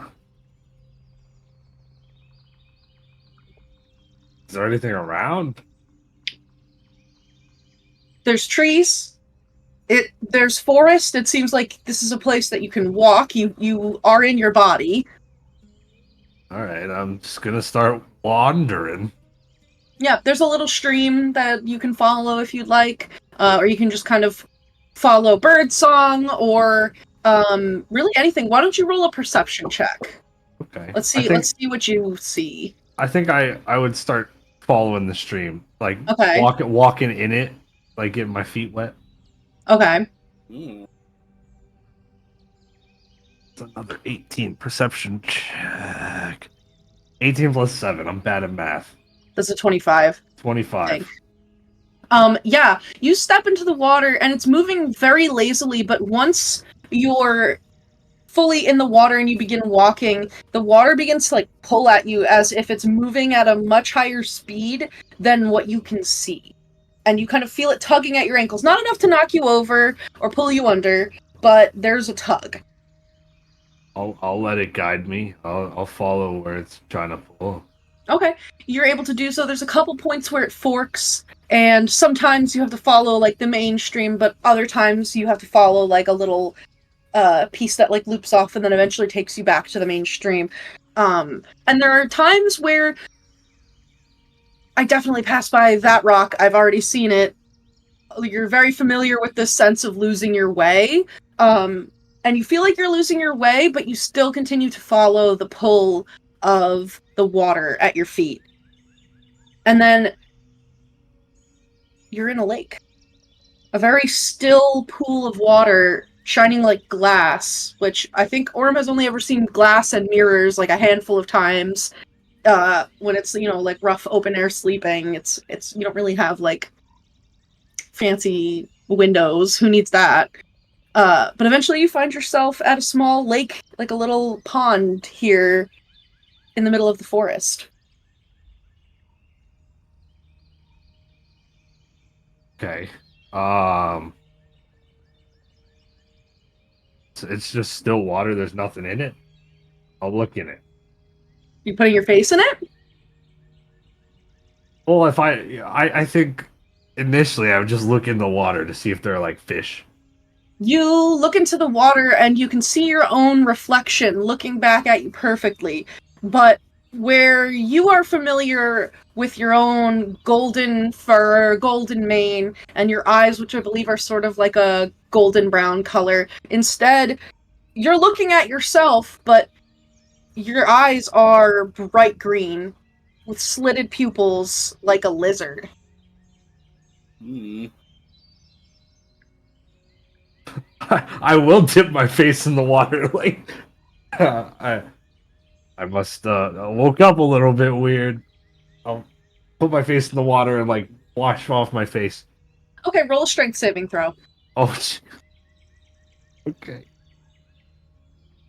My die really likes 18s. 18 plus 8, 26. Yeah. As you dip your face into the water, there's this sort of like clinging feeling as if stuck to sap or sticky paper, but not in the way that you are an invader trying to be killed, as if you are being reunited with yourself instead, is the feeling that you get as your actual face gets closer and closer to, and then meets and passes this strange reflected face at you, and there's a part of you that almost lets go, but you're like, wait, I have stuff to do. No. So you pull back from the water, just enough so that it can't pull you in, but you look down into the waters here, and for such a shallow lake that is really only going knee deep, you don't see the ground. And you begin to see like little motes of light that are floating up very slowly. And you begin to hear singing. Distorted underwater. Underwater singing. Oh, I felt like the water was trying to pull me in a not bad way.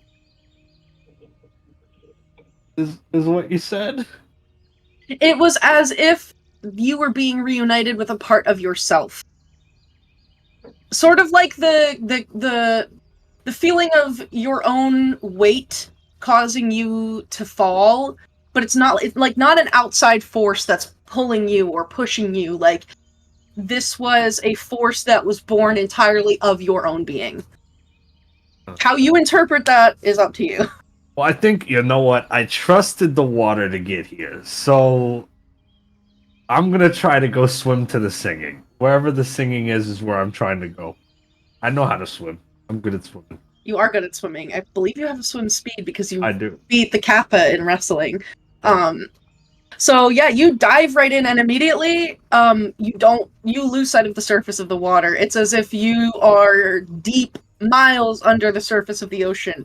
And at first it's dark, and the panic begins to set in. You're like, uh-oh. The one thing about swimming is that it's very easy to lose your sense of direction, and you need to know which way the surface is. And there is no sense of that here. What would you like to do?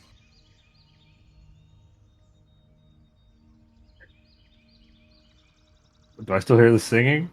Mm-hmm. It's louder now. Keep swimming. I'm gonna keep swimming to the singing. I think I'll start like more frantically swimming. I think, and I don't have any spell slots, or else I would try to like Misty Step further in the water. But I'm just gonna keep swimming. God, what else can I do? I'm just gonna keep going. Yeah. You begin swimming, and the water here, you're able to move through it as if it's air. It's very calm. Even though it's dark, you find that it's not... A lot of times, like, water can almost have its own personality, and you've already experienced that here with this stream, as well as when you guys fought the Kelpie. But here, things are very still, and you find that you wish to go into this direction that you see before you, where the sound is coming from, and you are able to do so with ease. Little motes of light, again, are just kind of floating all around you, and little bubbles begin to stream up, and the music gets louder and louder, and you begin to approach something with almost blinding light. And you don't know if it's on the ground or just in the water here, but there's a very, very bright light that is growing larger and larger, and you can't see what it is. But you can hear the singing as you get closer to it. It gets louder. Yeah, I'm just gonna go to it, because at this point, like, I don't see it up. That's the only thing I see, so I'm just gonna go to it. Okay. I'm going to the light.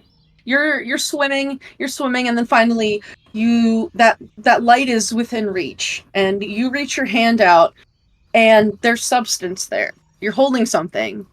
It's another hand. And it's pulling at you. I'll go wherever the hand's pulling me to.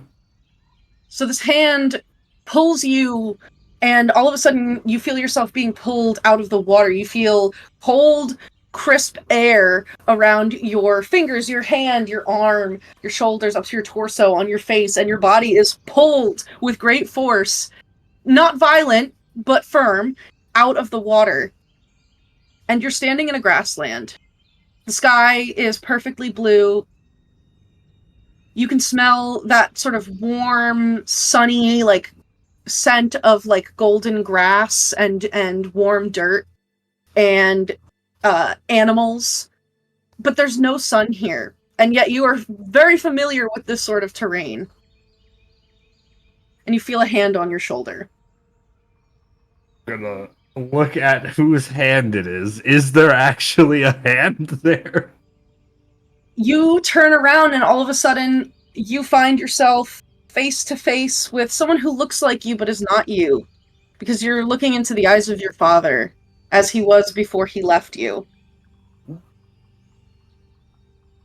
And he nods at you. I'm so confused. I don't know what's happening. How are you here? And he holds a hand out and gestures off to the side. There's a path in the grass. Oh, I'm gonna go walk down the path in the grass. And he'll walk with you, side by side. Hey. He doesn't speak. You know, like, you could have told me that you went on this, like, super adventure with all this magic stuff. Was that your lake? Or did I just swim through your lake of magic? Oh.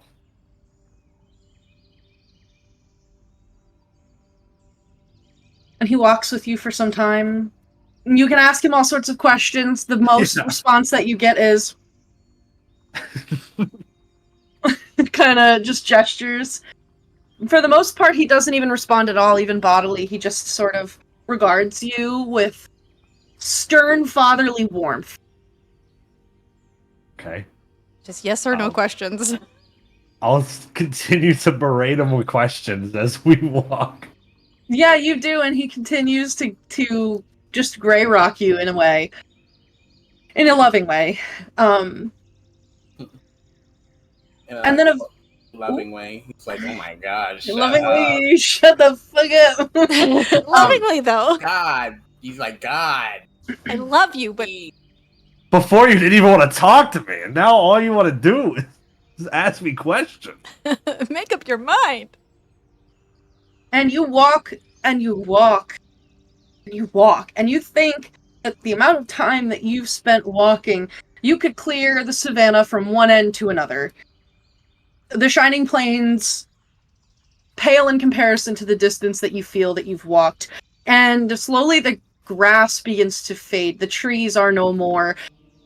And it's just bright blue sky with fat, cheery white clouds that scuttle along.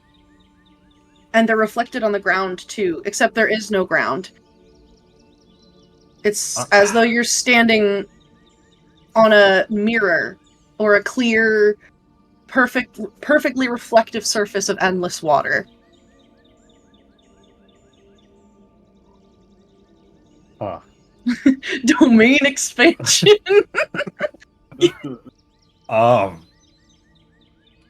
Is he still here? He's with you.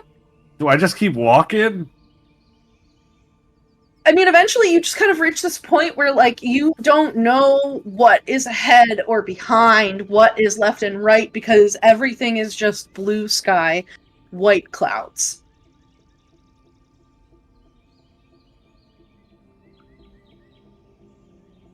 Your father will stop and look to you. Look down at you because he's taller than you. Yeah, I'll look at him.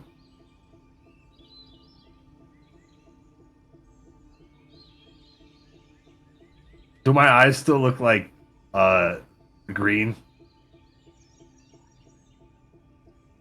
He points down. Look down. You can see that for a moment they flicker green, and then they flicker back to their sort of like golden brown color. And as you're looking down in a reflection, the green-eyed version of you steps away, and you're looking at two versions of yourself. Both reflections.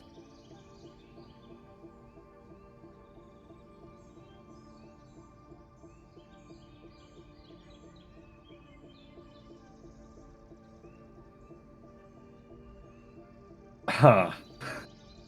This is a lot. This is a lot for me to try to process.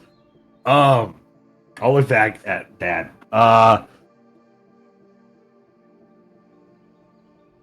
So am I supposed to who you are?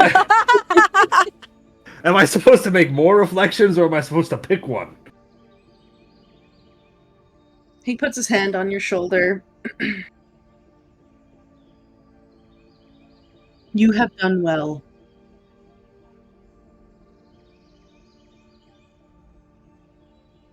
Thank you. And I'm sorry.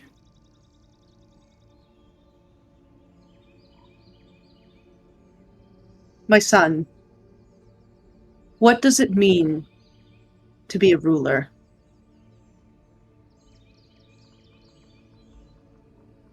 Really tough question. To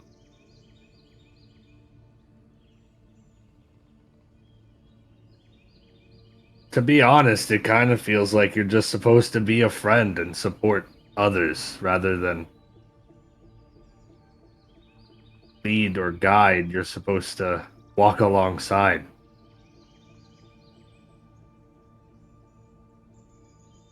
And what does it mean to be a warrior?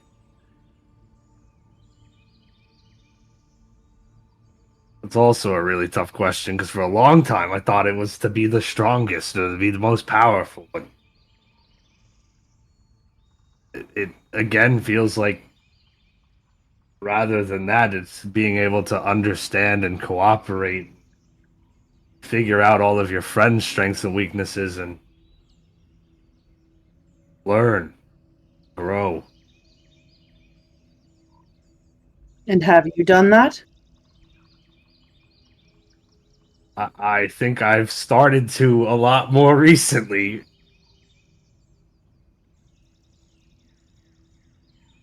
You have done well. Thank you. There's someone who would like to speak with you. Our time together is coming to an end. For now. Who's gonna speak to me? A familiar face. Okay. One who I have known for quite some time. Okay. Is really you, though? He holds out his hand to you. I'll grab his hand. It's warm, calloused, rough. The hands of a warrior as you remember them.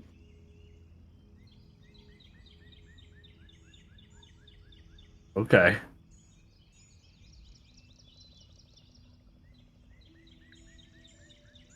What? Before you leave,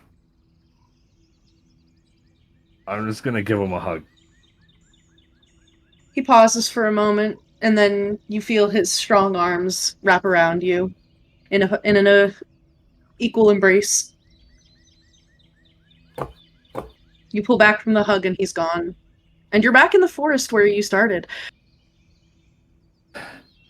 But you see before you a dais, or perhaps in the middle of the forest, standing very much out of place, there is this perfectly gridded stone floor with ritualistic symbols drawn across it. And roll a history check to see if you remember this. Hi, haircut. Come Natural 20. Oh my god. here. Hi, bear. You know exactly what this is because you were the master of ceremonies in the lands betwixt. This is where Sam held his party, the rebirthday party for his friend. Okay. What is on your ear? What is this? Am I talking to Sam?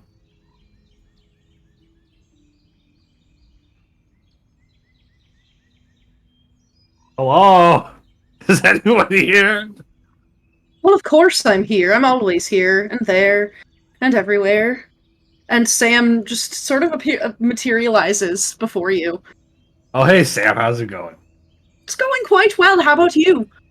Well, I was told somebody wanted to talk to me that my dad knew for a really long time, so I'm kind of just waiting for them to show up. In the flesh. Oh, it's you! Lucky you. It is. Okay. What Bro did sounds you want so to talk to me disappointed. about? I've seen a lot of things in my time. And I mean a lot. Probably more than most. Never seen someone swallow a tooth. But I have to commend you for it. Good job. Well, hey, Novelty is hard to find when you're as old as I am. to be honest, every time I've come up with some sort of silly idea, it ends up working here. I was like, let's jump off the rock, and it turns out there was an air spirit thing that carried us off the rock. Most of the time that's called following your instinct, as I understand it. I don't really have instinct. Well, I guess I do. Not the way that you do, though, but that's usually following your instinct. Usually.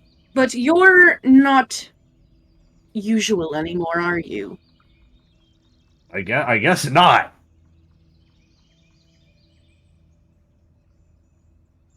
I'm not sure that you're quite ready to understand everything that's at play here.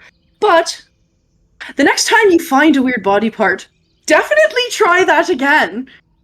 It's very entertaining. Wait, I should keep eating things, is what you're saying. Eating them, putting them in your body, attaching them to yourself, putting it up your arse, whatever tickles your fancy. I'm here to watch and observe and be absolutely tickled pink by the novelty that mortals continue to find after eons. I really thought I'd seen everything, and here you are. I stand corrected. That doesn't happen often. I'm usually right. Or rather, I usually can expect the unexpected, but I didn't expect this. That's unexpected. It is. Pretty random, I guess. I don't know. Like you said, it was instinct. I was like, I feel like I need to eat this tooth, so I did. It's instinct, but it's more than that, isn't it? You feel it, don't you? My stomach upset? Yeah.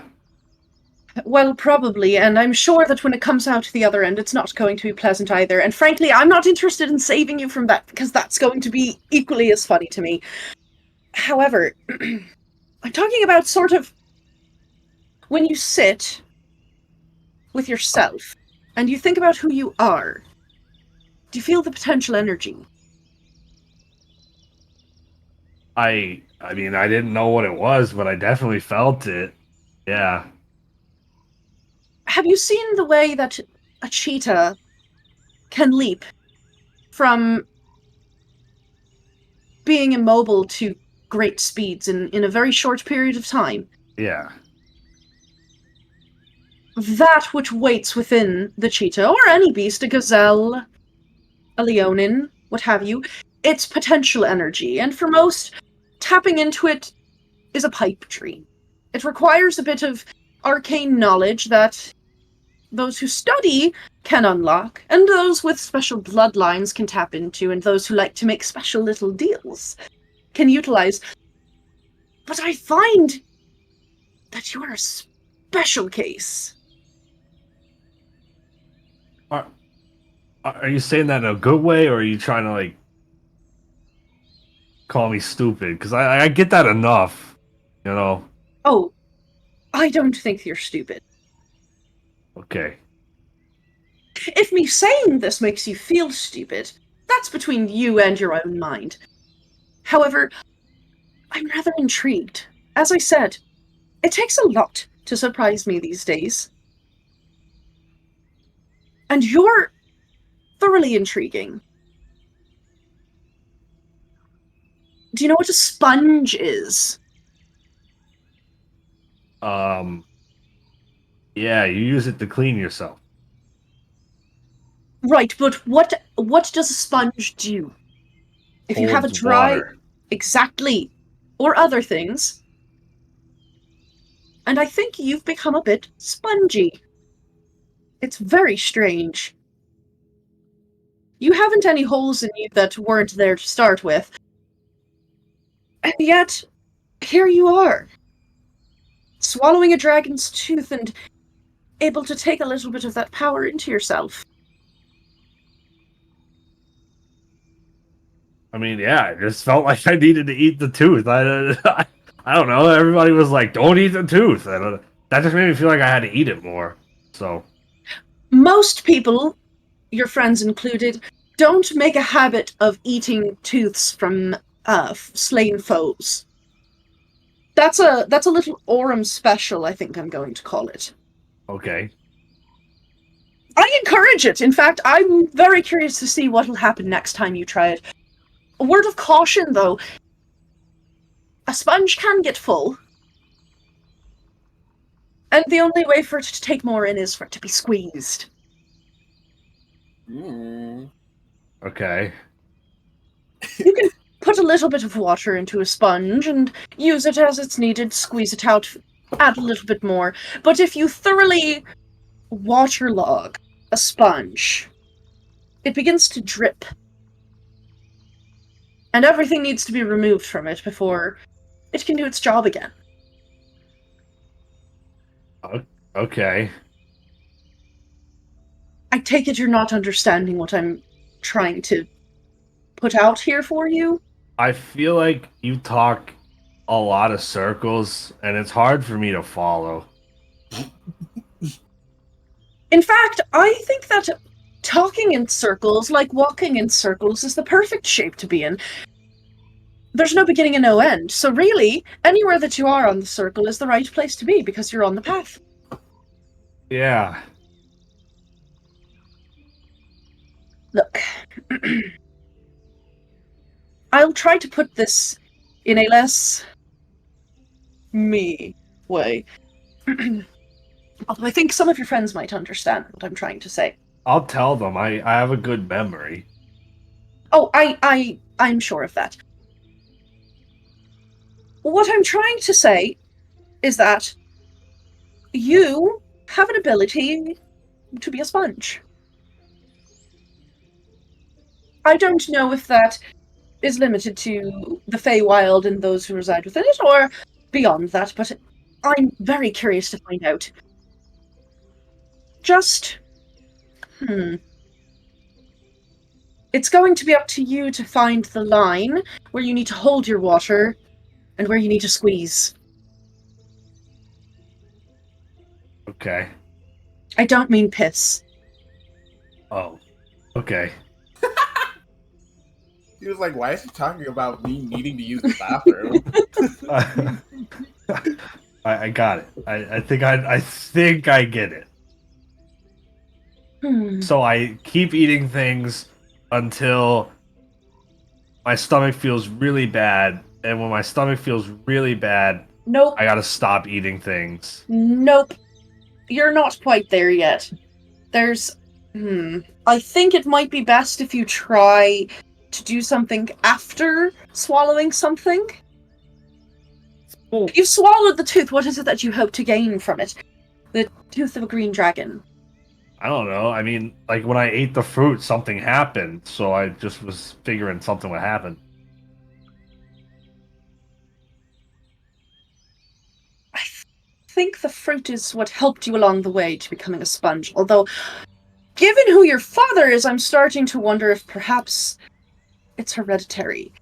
Regardless, I think if you try to eat something from a foe, you could hold it for a little, or you could let it out. Okay. So like I could I could like spit like this dragon spat. That's what he calls dragon breath.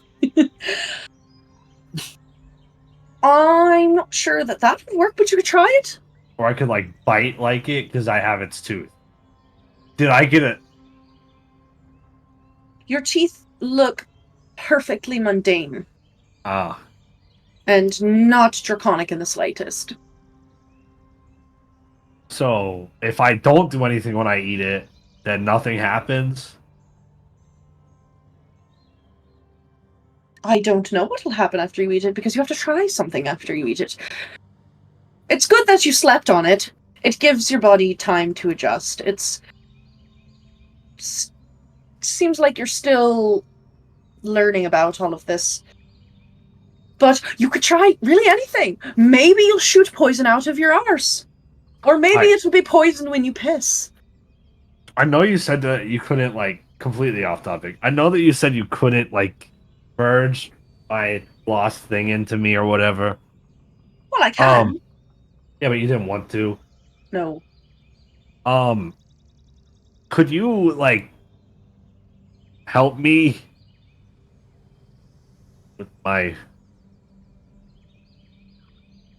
I forget what they said it was.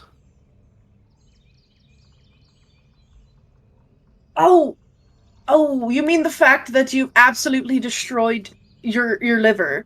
Yeah. I could. I actually did it for your friends already once. That cute little Clover was in quite a bad way. Though not her liver, her lung. Yeah, I remember. But what do you want in return? Oh, good question. You know, lucky that we're here right now, in the place where I am at my most powerful to strike bargains. Dreams are a wonderful thing. You know, if you can't tell, I'm trying to figure a few things out. Mostly because there's a few things I want to try doing a little bit later, but I'm not quite in a position to do them alone. I mean, I could, but it's not as fun that way. I think what would be most fun, and the most useful, is for you to pledge service. I already did that. Oh, I don't mean to me. Oh. Dawn.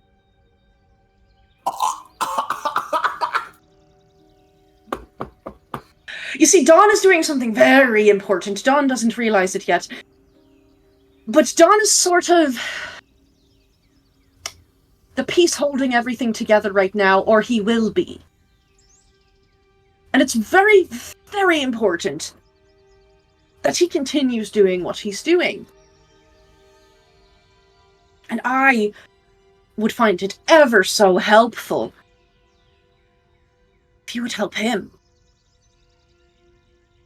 It feels like a bigger ask than what I'm asking you to heal, though. If you want to live with permanent liver damage, that's fine. You know, I've heard that in mortals that thing can cut your lifespan down quite a bit and make what you have left very unpleasant. Certainly it doesn't feel good to wake up feeling ill half the time, does it? Oh, no, but that's if I stay mortal, right? What makes you think you're not going to stay mortal? Well, I've been told that anything can happen here. That's true.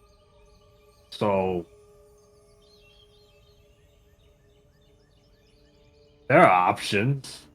You think yourself well enough in the good graces of one of the more powerful Archfey to turn you immortal. Not yet. Are you waiting for Saoirse to fall into her power? No. Zybilna? Maybe. You can try asking her for that, see what she says. I would be tickled to know the answer, and if you get everything that you wish for from your fairy godmother Zybilna, you're all the better for it. But she didn't make you a sponge. Seem a little bit angry. Angry? Ooh. You know, it's been a while since I've been truly angry. I wouldn't say that I'm angry. More so, imploring you. Begging you, even. To help your friend Dawn. I know the two of you butt heads sometimes, but that's what happens when you put two very big personalities in the same adventuring party together. It happens all the time, more often than you'd think, and most of the time it turns out just fine. What are your qualms with serving him? In fact, it isn't even him you need to serve, but rather his ideals. I don't have a problem with Dawn. And I mean, I respect Dawn a lot. I don't want to give myself to servitude. I feel like that's against like everything I believe in, I think. So, Is it now? I mean, most of it. What would your father think of that? Should we ask him? I mean, you can, but I still don't like. I don't think he believes in that kind of servitude either, right? Oh dear. I hate to burst the perfect bubble that you have in your mind of who your father was and could have been. But your father served. In fact, I think your father asked you some questions, didn't he? Do you remember what they were? He did ask me questions, but you know what? He told me to be myself. Did you ask him the same questions? I didn't. Would you like to? I don't think I need to. Really? My father doesn't want me to be him. My father wants me to be myself. It doesn't matter what he did in his life. It only matters what I'm doing in mine. I could respect that.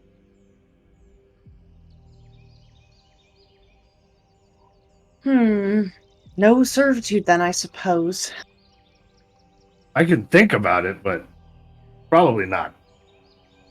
You know, it'll get harder for you to think the worse your liver gets. That's okay. If I die, I die. It's the circle of life. But if I die, you're not going to have your enjoyment anymore either. Oh, I think I could find some enjoyment from the rest of your friends, even if you're gone. And the bizarre experiment that is you is concluded. Something else surely will happen. You said I you haven't have been faith. surprised in a very long time. And yet here you are. And so it shall happen again. Maybe. Maybe you'd be waiting a very long time again. How about, instead of servitude in perpetuity, to the ideals that Adonis follows, you just run a little errand for me. Nothing major. I need something delivered. And I think, and oftentimes my hunches tend to be right, you'll find yourself in one of the places where I need a delivery made. You know, you remind me a lot of this spider I met in a similar scenario.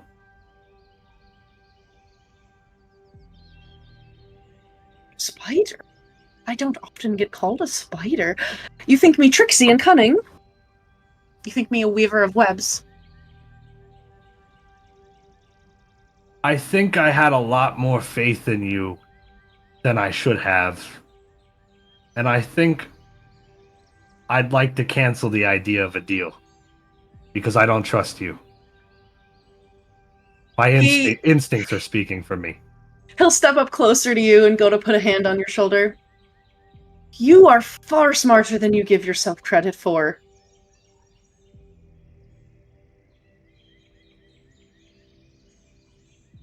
I don't think I believe in your flattery anymore. It's good. You shouldn't. I'd like to leave this dream and I'd like to drop the idea of a deal. Then how about a gift? I don't need your gifts. I'll find my own. I'm a sponge. But will you find your father again? I don't need to. He told me everything I need to know. Did he? Yeah. About who he was and why the Wild Hunt sought him so? I'll figure that out on my own. You sure? I am.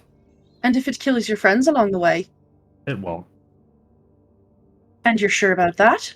I have faith in them. More faith than you have in any of us. That is where you're wrong. In fact, terribly wrong, I'm sorry to say. There are at least 2 among you, and one who's gone, who I have very deep faith in. Because you're using them, or because you actually have faith in them? Is it using if we all seek the same thing? You seem like you're seeking something else. Is it using if my goals are aligned with the goals of your friends? It's hard to tell if that's true. I suppose we'll just have to find out. Might. We just might. We just might. This has been terribly entertaining. I wish I could keep you here longer, but it seems you do have quite a hankering to wake up now, don't you? Yeah, I mean, I could go pee real quick or do something else. I mean, You don't want to Kinda just piss bored. yourself while you sleep. I could. You could. Well, I'm sorry that I've made such a nasty, terrible little impression upon you. You know, it's hard as an archfey. We're very fickle. I'm sure you've seen a little bit of that from your new friend Saoirse. It's not really good or bad. We just are. So, I don't deny anything that you've said, nor do I confirm it. I'm just very interested to see how this plays out. That's fine. You can watch. I love watching. I know. I'll talk to you again soon, Aurum. Don't. I think you've intertwined your fate with me far more than you realize, and far more than you'd like. But here you are, and here am I. I ate a fruit. I didn't intertwine anything with you. I intertwined with the fruit. The fruit made me a sponge. You said that yourself. Aurum, you ate a fruit of my domain, ancient and cultivated in the lands betwixt, since before there was anything else but here. Why don't you ask your friend Saoirse what happens when you eat the fruit of an archfey's garden? I'll just eat another archfey's fruit. You should What if talk I to eat her about all it. the archfey's fruit? Then what are you gonna do? Huh? I- What if Zybilla gives me a fruit? I would love What if to see Saoirse that. gives me a fruit? Perhaps Well- she will. And we'll see what happens then. But you should ask her what happens. I'm not going to just because you told me Immortal. to. Oh, good. I am so glad you choose to live in the darkness of ignorance for a bit longer. It means that it's far more entertaining for me. You know, when people get filled with despair or a sense of a loss of control, they kind of lose hope and then they just don't want to do anything, and a lot of them just give up.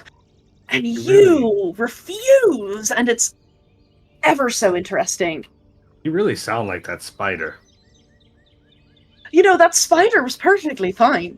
He just wanted to tell stories. Yeah, I know. You just caught him on a bad day. Or rather, a bad sleep.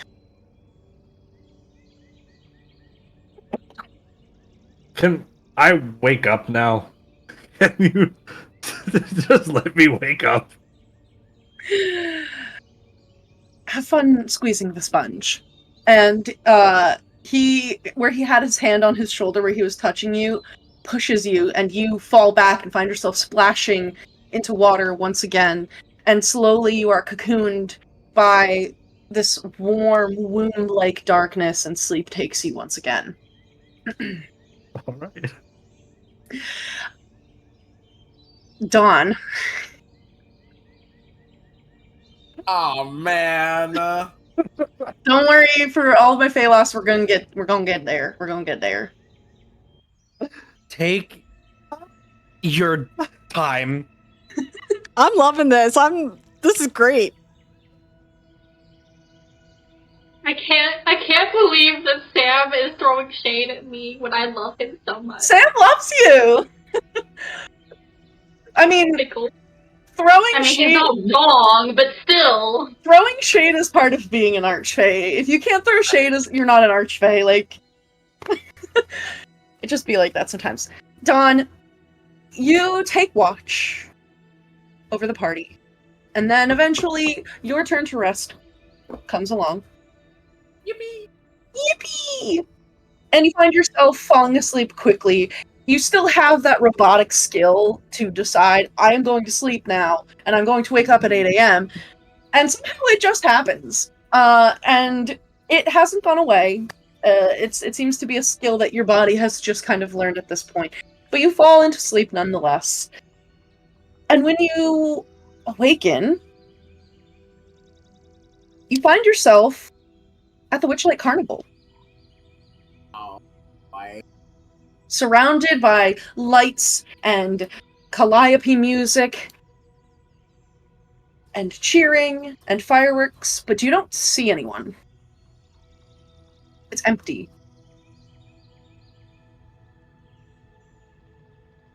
This is new.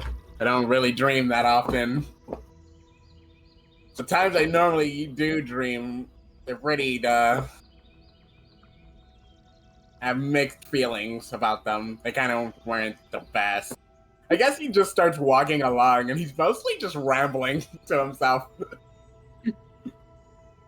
Yep, so you're rambling, you're like, oh shit, what is this? It's a dream, what do I do? And then you find yourself approaching the big top. Do you continue forward? Yeah, do I have any weapons on me? He'll probably, if he has like his sword or something, he'll probably keep a hand on it. You look down and find yourself wearing a suit, holding a briefcase and a pen. Man, normally he would be really happy. He would have been really happy, but now he's looking down at it and he like frowns a little bit and then undoes the top buttons. On your, like, on his shirt? Yeah. Yeah, so you're able to undo your tie and open the buttons a little bit on your shirt to get a little bit of breathing room. Oh, more comfortable. And he'll head in, yeah. You enter the big top and you find that it is dark and the stands are empty. You see the 3 rings before you, and in the center of the center ring is a cage. Alone, illuminated by a single spotlight. And there's something, a little figure in there. Hello? You begin to hear soft sobbing. He'll carefully approach the cage, at least so he gets close enough to see what's in there. It seems as though there's a small figure that is hunched over with a mop of bright, flaming red hair and little nubs of horns starting to grow from the crown of his head, or like his forehead. Oh, it's me.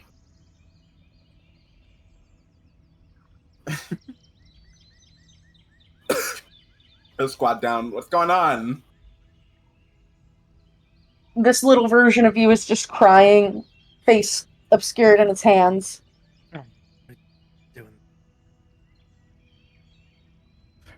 You're okay now. Come on. You're not with the scary lady anymore. This is me doing this because I need to be able to see the screen. Yeah. It's not, he's just, her face is covered. And he's just crying. Can I reach through the bars? Yeah. Try to reach through the bars and touch them. Okay. What is your AC without armor on? Like 10. Like 10? Okay. Yeah. Let me look up a stat block super quick, just to double check, because this is close.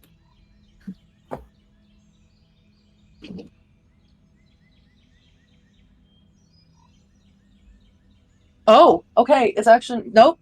Yeah, you reach your hand into the bars to comfort this small child, and in a flash, their hands leave their side, and all of a sudden you feel claws raking down your hand as you see the face of a starved, angry lion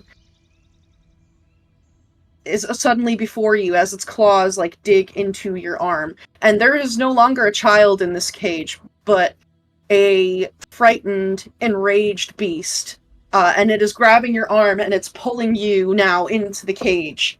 And it is grabbing you. It's basically going to try to grapple you.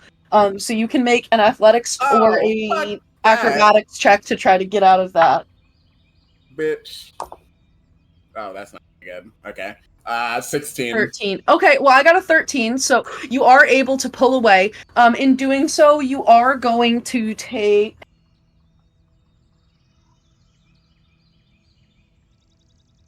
9 points of slashing damage, both from like the initial grab as well as pulling your arm out from the claws.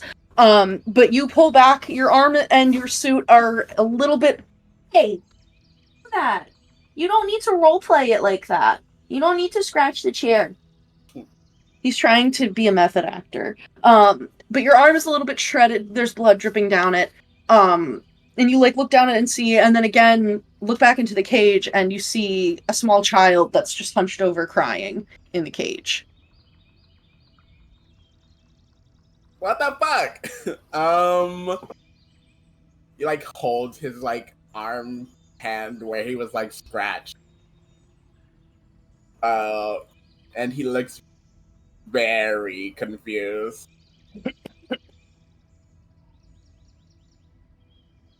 The child is just there crying in the cage. Yeah, does it like answer me if I say anything to it, or just does it just continue to cry? And when I reach through the cage, it attacks me. It turned into a lion. It continues to cry, and he doesn't say anything in response to the questions that you ask. You can try reaching in again and seeing what happens. Maybe he doesn't turn into a lion the second time around. I don't know if that's a good idea. I guess I'll stand and look around the room to see if anything else catches my attention then. Roll an perception check. Boy, I have the highest perception. Hi, buddy. 11. You look around and you see the rows of wooden stands within the big top where carnival goers would sit to watch the shows. You see the cage before you, and you see yourself. And that is all.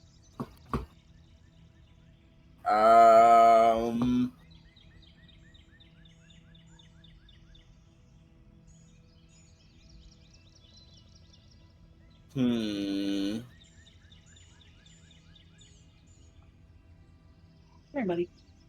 God, it sounds like a bad idea, but it doesn't look like I can break the lock on the cage. Is there a lock or a door? There is a lock, and there is a door. Oh, boy. You know what? I got my headbutts. So if it comes down to it, I'll headbutt the shit out of this lion, but I'll try to see if I can undo the lock. Okay, are you brute forcing it? Maybe I'll look around for a key first. Roll an investigation check.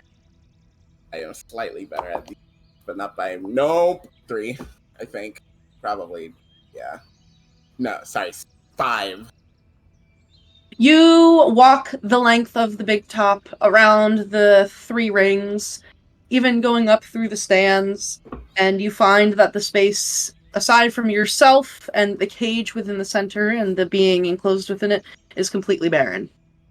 Alright, then I have no choice but to brute force the lock. Okay. You can roll a strength check.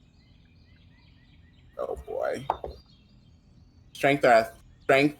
Just strength or athletics? If it's strength, You can do athletics. You could do athletics if you want. Alright, then it would be 9. 19? Yeah, if it was strength itself, it'd be a 17. Yeah, so you pull at this lock, and eventually you have to, like, put your hooves up on the bars of the cage and, like, literally get, like, yanking it, but slowly, ever so slowly, you feel the metal begin to give and pull and bend, and you hear it creaking. And the lock itself does not give, but the ring built into the door of the cage does. And you find that the metal snaps. You go flying into the dirt of the 3-ring, like, area there. But you have a lock in your hands. Oh boy. And the cage is no longer locked. Yeah. I'll get up and I don't know. I'll get into a defensive stance just in case and see what the child does. The door slowly swings open. Its hinges seem to be slightly misaligned from the sheer force of your tugging and pulling. And the child sits there, face in his hands, crying. You take up this defensive stance, and the crying stops. Head hanging, the child slowly raises to his feet, never letting you see his face. I'm about to get mauled. He takes one step towards the opening of the cage. Takes a second step. Boy. If he takes a third step, he will fully exit this cage. Do you do anything, or do you let it happen? Oh boy, I let it happen. With the third step, your perspective warps, and it's almost like a lenticular. At one angle, you know the child is still there, but at another you find yourself face to face with a great and terrible beast, the face of a lion, endless claws and teeth and fangs, clawing and biting and gnawing and tearing and rage. And this beast bellows at you. Roll an insight check. Oh boy. Oh, a good roll? 17. You listen to the bellows of this beast and kind of, like, steel yourself. You've faced strong foes before. You can face this one. You know you're confident in your own skills, although without a sword and a shield and armor, gonna have to get a little creative. But in standing here, you listen to the wails of this beast and you realize that it's not just rage, it's grieving. I should have brought calm emotions. And this beast that is both child and terror screams at you. And it runs to you. So your AC is still like 10, right? Yeah. Yeah. 10. Okay, yeah. You almost don't even have time to blink as this beast rushes towards you and tackles you to the ground. You feel the wind leave your lungs as you forcefully collide with the dirt and find your limbs pinned beneath you. And you're staring into the face of your child self, sobbing uncontrollably, tears welling over the lids and just spilling down. The soft fur on your face is wet and streaked with tears. And yet the force of this terrible creature is keeping you down. And the child looks at you and says, "Why did you leave me? Why did you do this to me?" And it lunges at you. And you wake up. Oh boy. My childhood trauma made manifest. My bad. Yeah. G. My bad, G. I had bills to pay. You know how it is. You're like, "That's crazy, bro. I had to go to college and get a job." Anyway, for my Fey Lost. Eeny, meeny, miny, mo. Catch a tiger by his toe. If he hollers, let him go. Eeny, meeny, miny, mo. Ego, what'd you roll, bud? That was a 4. Oh boy. Let's see Don't what we boy that. can see. Okay.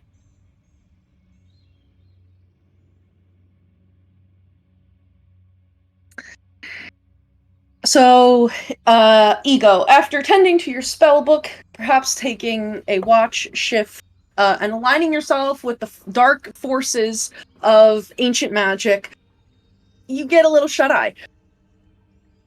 And then you're awake, and you're definitely not where you were. Because where you were was although dark, otherwise kind of barren, like mountainous region with snow, and you smell iron, you smell fire, you hear the sound of chains.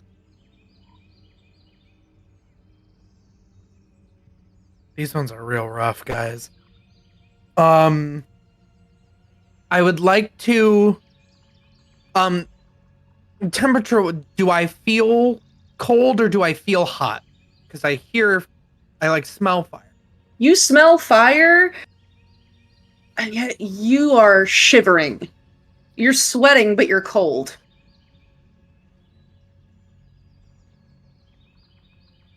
Cold sweats. I'll try and move towards maybe the sound. That would probably be the easiest to follow the chains. You follow the scraping of chains and find yourself emerging from darkness. And you're small. These chains are big. You're not quite sure if it's that the chains themselves are big or that you are tiny, but you are there and you are attached to the chains. And you look down and you see, roll me a d8.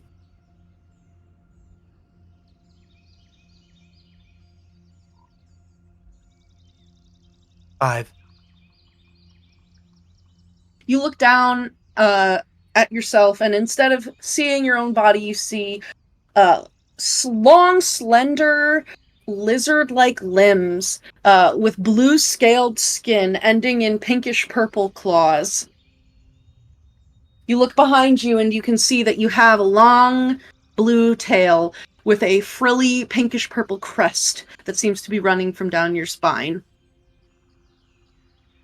And big butterfly-like wings coming out of your back.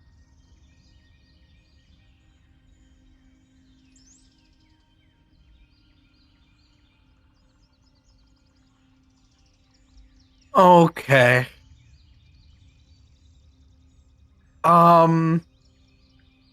There's no one else around.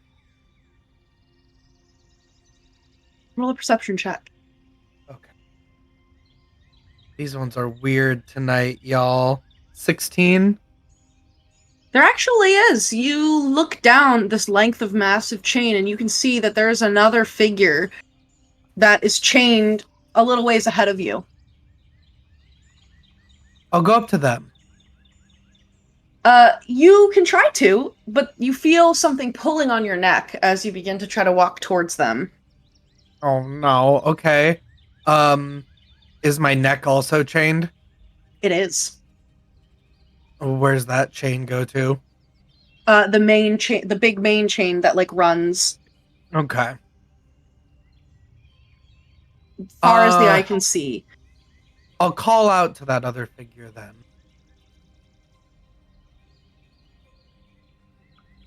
You can see that their head turns on a long serpentine neck, and they look back to you, and then they look around, and they slip the chain off of their neck. Oh, okay, wait. Let me see if I can do that. Roll an acrobatics check.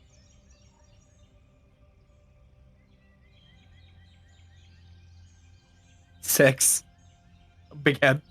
Yeah, you're not quite used to this long neck that you have, nor are you used to the very like robust jaw and strange bony crest that's coming out of the back of your head. It's a little bit hard for you to do.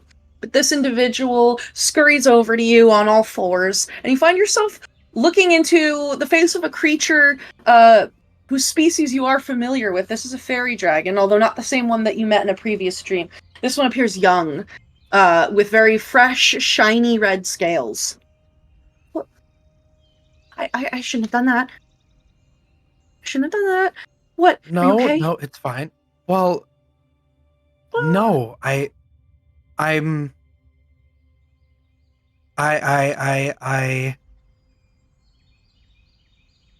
I feel confused. I woke up and I don't know what's going on anymore. Oh, did you get hit in the head? Maybe. Can you just...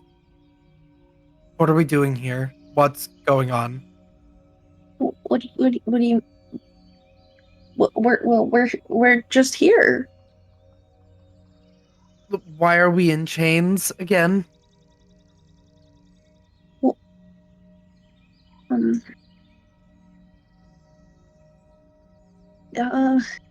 Well, the ones that are in charge put us in chains. They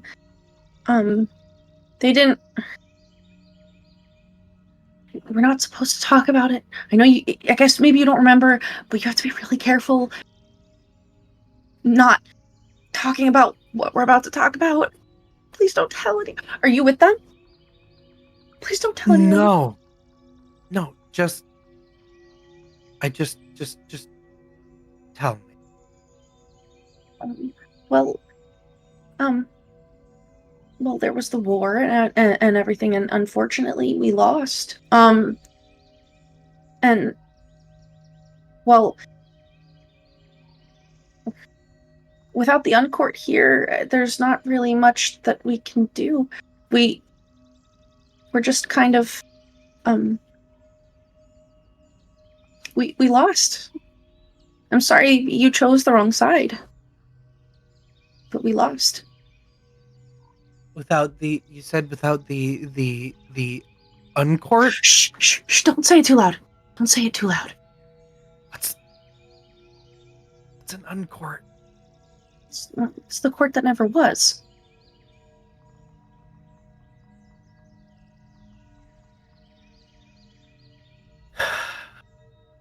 Okay. You if you can take your chains off like that, you shouldn't stay here. Well, but it wouldn't be right. I can't just leave everyone else. I don't want to be the only one to remember. If I leave, it'll just be me, and then they'll be looking for me. And then that'll be even worse. At least if I stay here, I get a chance to live. I don't... You're scared? Yeah, okay. Right. But the thing is, there should always be someone that remembers. And no. Yes. I don't want it. Please don't. I don't want it. Please just let them take it away. I don't want it.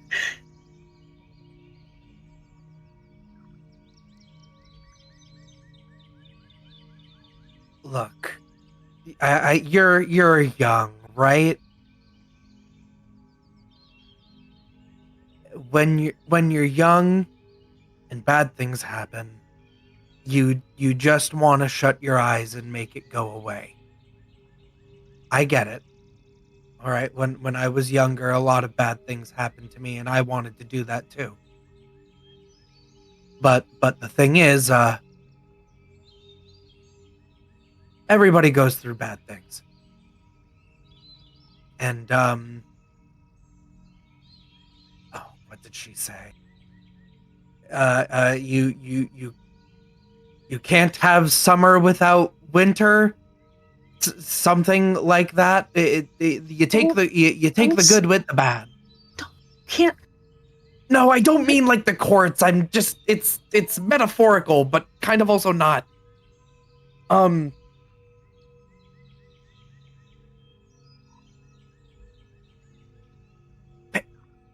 pain and bad things and carrying it with you is heavy and it hurts, but also makes you stronger. Carrying it. I'm not saying that it's not bad. All right, but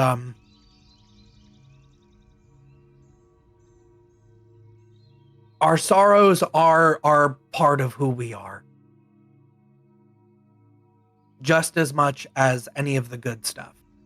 So the thing is, you shouldn't consign yourself to a life in chains for the sake of other people. All right, sometimes you gotta leave what you know, even though it's scary, and you gotta go out there and find something else. And if you can leave, then you should go. You don't need to experience what's going to happen here. Always talk about hope, not giving up, and remembering what's important from old timers like you. If sorrow's supposed to be a part of me, take it. I don't want it. I don't want to remember. And if I stay here in these chains, they'll take that and I won't remember, and then I'll get to be free. But if I don't let them take it, they won't just kill us. They won't just kill me. They will undo everything that I ever was. I joined up with the Uncourt because I thought they were doing something special, and I thought it was something good. And then the Winter Court fractured, the Spring Court was brought into submission, and now I just want to forget that I ever made this stupid choice. I don't want to be a part. This isn't just some bad thing. This is the bad thing. This is erased from existence bad, and I would rather forget it than be erased with it. If you want to die and be all cavalier or keep that memory and be on the run for the rest of your life, old timer, then have fun. But I don't want that. I miss flying through the trees with my friends. I miss eating cake. I don't want to be at war anymore. I just want to be happy.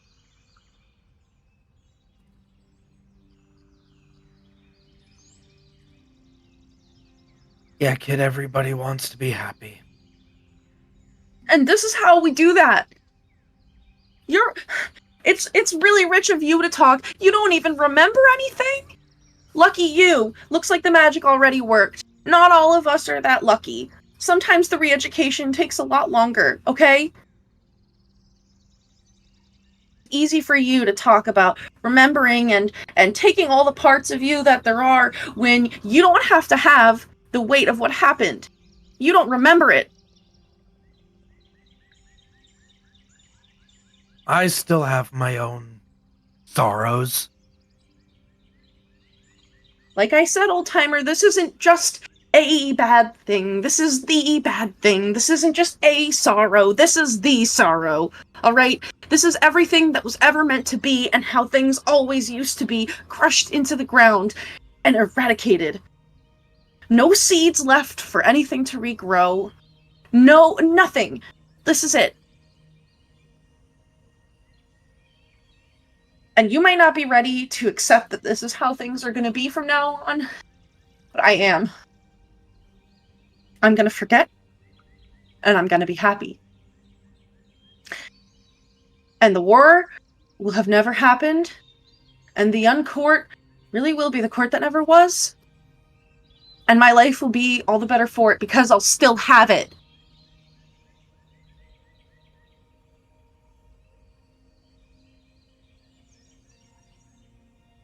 All right, kid. And go put your chain back on then if that's what you really want. you want yours off, all you have to do is take your claw into that pin that's at the back there. That's how I got out. It just kind of try to twist it. It's hard from this. Twist it, and it'll come off. And have fun with your grief and your sorrow, and memories of a war that should never have been. I'll stick my little claw in there and kind of wiggle it off. You feel the chain slowly begin to fall from your neck, and you're able to remove it if you wish. The red fairy dragon will go and put her chains back on. But you are able to take a better look around now that you've taken off this chain that's kind of holding you in place, and you can see that you are in a long, long line of prisoners. And it's not just fairy dragons. There are elves. There are satyrs, lots of them, gnomes, centaurs, servitors, ogres, strange, fantastical beasts you've never seen before, animals. Just regular animals, all in this line. You see a woman whose hair blows softly with the wind, with resplendent golden locks, surrounded by this warm motherly energy, and yet she herself is subdued by these chains. And her head hangs in acceptance, and she walks forward. A man behind her whose form is barely there, as if he could be blown off by a gentle wind. Also, head hung low and yet standing tall with regal acceptance just like her, walks along this line of prisoners in chains. And they make their way slowly, winding ever upward on the branches of trees, to a mighty palace that somehow rests in the boughs of this tree, glowing with hot, fiery, amazing sunlight of a perfect summer's day. And yet you feel no comfort or warmth. You feel the heat on your skin of that summer sun, unrelenting, and yet you're cold. And you fall back asleep. Damn. Let's do Kristy. Do you want me to re-roll? Because I also rolled a 4. Nope. You can keep a 4. Okay. Let me just do something. Okay. So, Clover, you're tuckered out. You also fall asleep. And it isn't long before you find yourself waking up because you just have so much energy. Oh. Rip. Echo. Did it stop? I think it stopped. Okay. You just find yourself filled with boundless energy, and you spring right awake. You're not in the mountains of Yon anymore. You're in a forest. Is anyone around?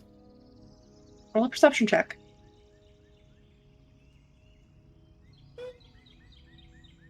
My cat died. Holy sh! Oh, I have to roll again. It was a nat 20. 2 nat 20s? Do I have to re-roll? I'll let you keep it. Okay. Damn, shit. I haven't done that in a really long time. So that's... Oh, fuck. That's, 31. For perception? Yeah. Holy fuck. How?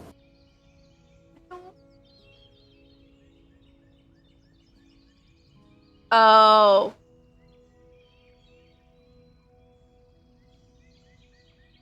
Why? Why do I have expertise on here? Oh, that was a temporary thing. That's probably gone now that I've arrested. Stop. Don't Okay, mean. so that's a 28. Okay. Yeah, you can see that there definitely are others in the forest with you. You're actually curled up in some grass, and when and there's a little patch of sunlight that has perfectly fallen around you. So you're just a little kitty cat, curled up in the warm spot where the sun is hitting through the blinds kind of deal.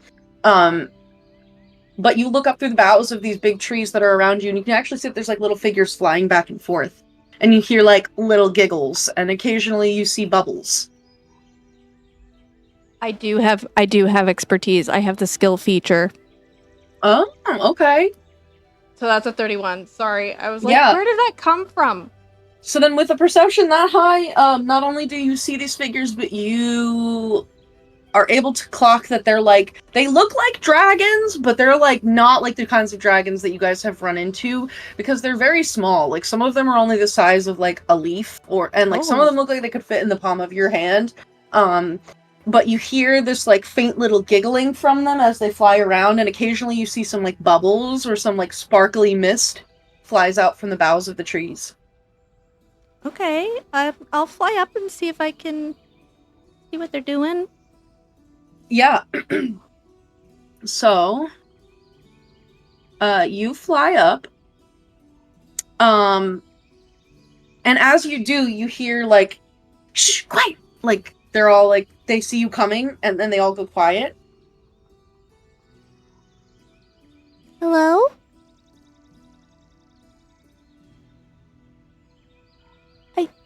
Are you guys playing? Did you say playing? You want to play?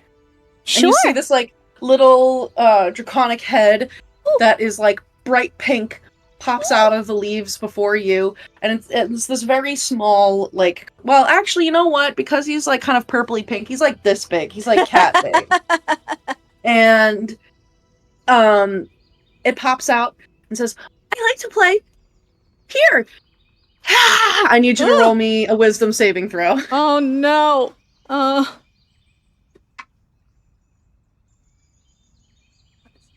that a 7 or a 1? It's a 7. You said wisdom save? Yes. Is this a charm or fear effect, or is this gonna hurt? It's not a charm or a fear effect. Okay, that's a 10. Okay. That is a failure. I need you to roll me a d6. Okay. 3.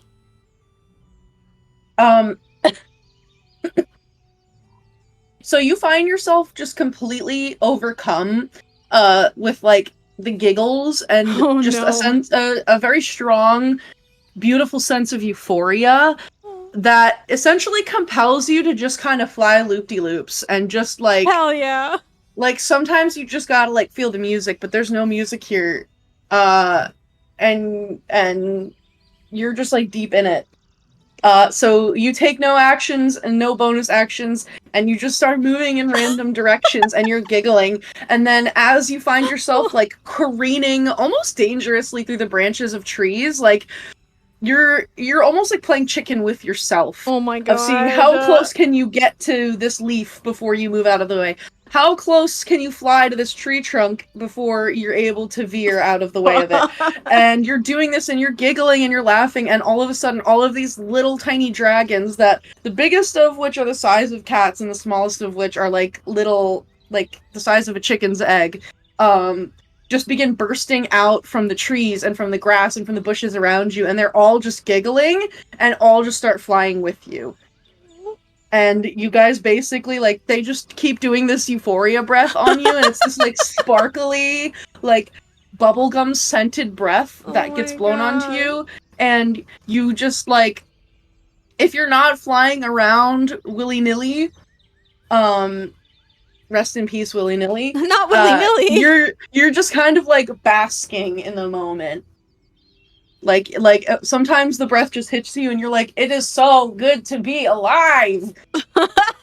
And you just like soak it up, and the fairy dragons just begin like dancing around you. Oh my god. They're like, we love fun. We love to play. Oh You're really good at playing. I would probably pull out my pan flute if I'm so hyped. Oh my gosh. It plays music. Trying to multitask because I'm flying at trees with the fucking chicken. Play. Let's see. My performance isn't great, but we'll see how well I do. Okay. Damn. 24 performance. Yeah, you basically have a fairy dragon rave. Like they get super hype and they don't have instruments, but they start like beating their tails on rocks and like scratching their claws on like wood and like making like little sounds, and eventually like some little birds join in and the birds start like chirping and like singing because they get euphoria breathed too and are just like vibing and flying around. You guys start doing like maneuvers, like aerial stunts. Oh my god. Yeah, and you guys just have a great time. Oh my god, I'm gonna wake up and feel invincible from this dream high. But yeah, the fairy dragons, they get you little cakes that they pluck from little bushes that cakes grow on, and they feed you cakes. And they do little dances with you, and you just have a fairy dragon party. Sounds like one of my better dreams she's ever had. Yeah, and you are part of this big group of fairy dragons, and like they are so happy to see you. You don't even need an insight check. Like you can see that they see you, like when you pull out your instrument, they're like, "Oh my gosh! Whatever this thing is, it's the best!" Because they're all a lot smaller than you. And they're like super hype, and they're asking for requests. They're like, "Play Wonderwall!" and like going on. Wonderwall. She knows it. Yeah, and like they adore you, and they're like, "Don't leave! Oh no, is it time for you to go? Oh, we like hanging out with you. Will you come play with us again?" I'll try, yeah. What's your name? I'm Clover. Oh, name. I just hatched. Oh, wow. That explains the energy. What should I have a name? What should my name be? What color is this one? Red. Crimson. Crimson. Crimson and Clover. Crimson. Crimson. That sounds tough. That sounds like I'm gonna race everyone and win. Yeah. Crimson. Crimson. Yeah. Yeah. Yeah. Yeah. I hope we meet again, Crimson. I think we will. Yeah. Mwah. And then eventually you just kind of find yourself fading, and you no longer have a physical body. You just are one with the colors, the lights, the joy, the ecstasy and euphoria of purely existing in a moment with truly no cares. You become one with the feeling and fade back into sleep. Oh my god, she needed that so much. Oh my goodness. And it's a very good sleep for you too. Saoirse, what did you roll? 7. A 7. Okay.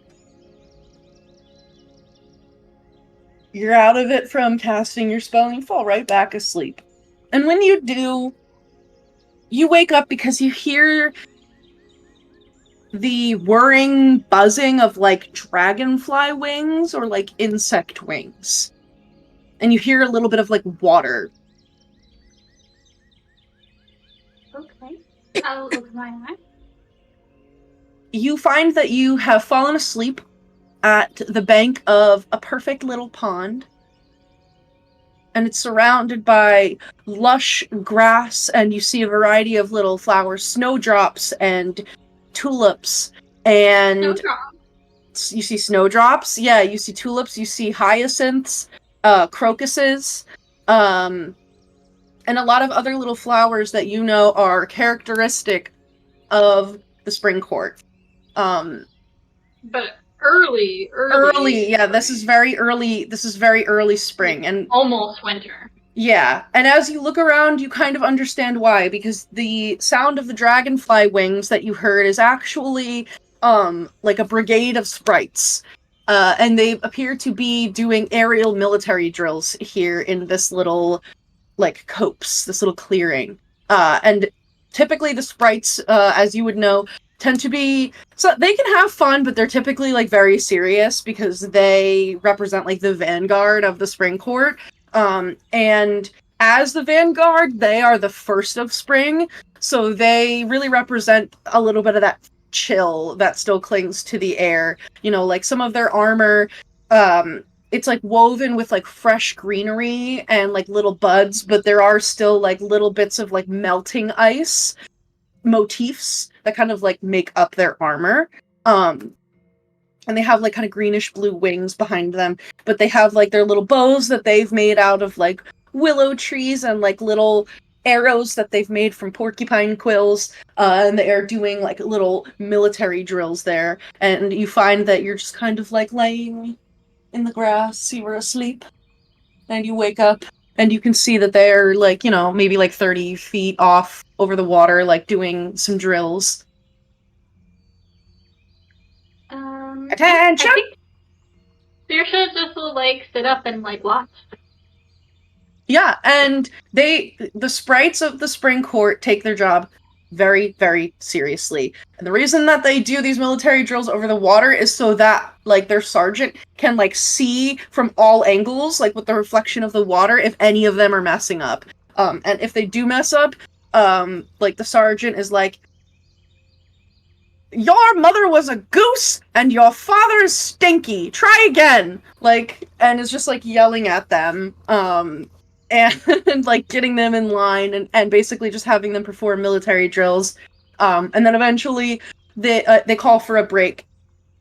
And a couple of them, like, look over and see you, and they're like whispering to each other, and they fly away. But one of the little soldiers, a young one, like a young sprite, will tentatively fly over, and he looks absolutely bushed. Like, he is sweating, his cheeks are red, all of his hair that normally would just be stuck up at, like, perfectly unnatural angles is just, like, wet and soaked to his head, and he just slowly, unsteadily floats down to the bank of this pool and just flops down in the dirt and the grass. He goes, oh, golly. Whew. I'm beat. I'd imagine so. You work very hard. Oh. Oops. Give me 1 second. Oh.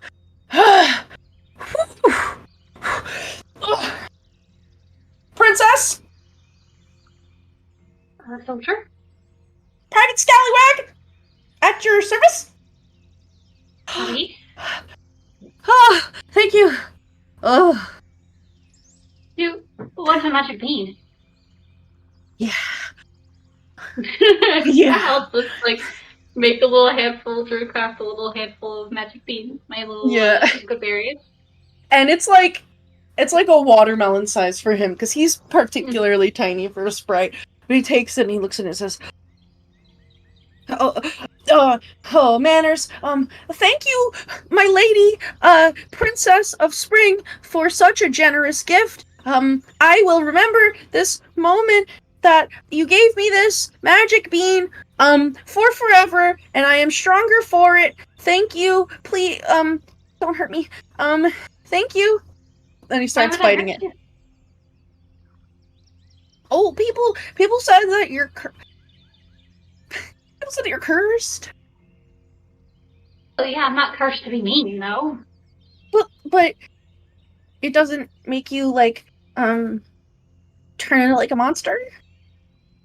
No, I'm going to fall asleep forever. Oh. Or until I get true love's kiss. My uncle got cursed, because he got drunk a lot and owed a lot of debts, to the bar and didn't really feel like paying it off, so they just cursed him instead, and when he gets angry, he, like, turns into this, like, creature, but then he kind of just explodes into a poof of gas, but then he forms back up later, and he's usually calmed down by then, so I thought maybe it would turn you into a monster. But I mean, sometimes I get a little monstrous when I'm scared. Well, I get monstrous too when I'm ready to fight. And he takes out his sword and like holds it up. Yeah, I'll grow some, claws and stuff when I'm ready to fight, of course. But, Hey, you're being a little monster right now. Oh my god, he's being mean. um,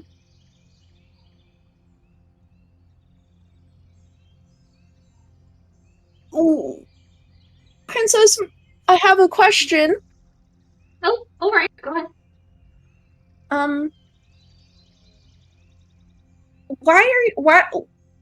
Why are you just here, not in the palace?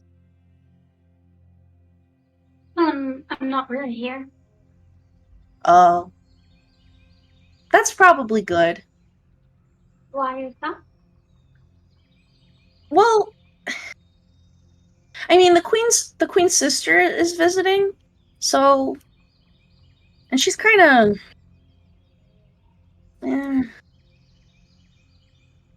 What do I know about my aunt? Oh my god, hey, he's trying to steal treats. Well, Stop it. he needs them. He needs it. Let's see. What do you know about your aunt? You can roll a history check. Oh, I'm so good at these. I know. Here, little buddy. And that's a natural 1. I don't know anything about her. You didn't even know you had an aunt. Yeah, I was gonna say, like, I don't. My mom's good sister. Yeah. Lady Miserine? Does that sound familiar? Nope. Nope.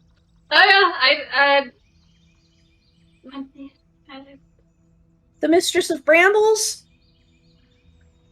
Rose amongst the thorns? No. Oh. Well, that's probably... She's kind of... Ugh. Like, is she mean? Yeah. Oh. She's just not... Like... Have you ever, like, met, like, somebody from, like, the summer court, and you just talk to them, and you're just like, gosh, you're so, like, not Spring. I've never met anyone from the summer court. Oh. Well, it's weird, because it's like, she's like, yo, dude. Hold on, we're having a crunchy conniption here. Come here. This is, like, truly stinker behavior. Okay. Bro, you can't eat my dice. He needs the crunchy. He needs it. He's drooling all over my chair. Oh my god, what a pig. Come here. You're done. You're cut off. Go down there. Take some crunchies. Take some Hey. crunches and go. Take some crunchies and leave me alone. You're being a bully. Sorry. He's really on something else right now. What is she doing there? I think she's just visiting. Oh. But not for any particular reason. She said She's that never visited as long as I've been alive, so I'm just kind of like, where would she visit now? I don't know. She just said that she missed her dear sister and wanted to pay her a visit. So we're practicing our military drills so that we can do a parade. Because we thought it would be really cool. Because like everyone always just wants to have a dance party, but nobody ever really wants to like be really tough. So we were gonna also be really tough because all the dryads are gonna do like their ribbon routines. So we were gonna do a military drill. So that's why we're here. Oh. Sounds like a good idea. I can throw my sword in the air like this, look! And he like throws it up in the air and like goes to catch it and then like at the last second pulls back and oh, I missed. I still have to practice. Oh, yeah, of course.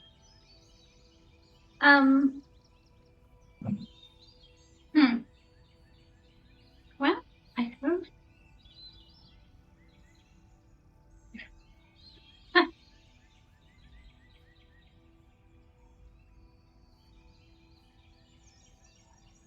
Are you alright, princess? No, just wondering what she's doing there. That's all. And why has my mom never told me? I don't know. I definitely know all about all of my aunts. They like to knit me sweaters and socks. They put my name on them because sometimes I lose them.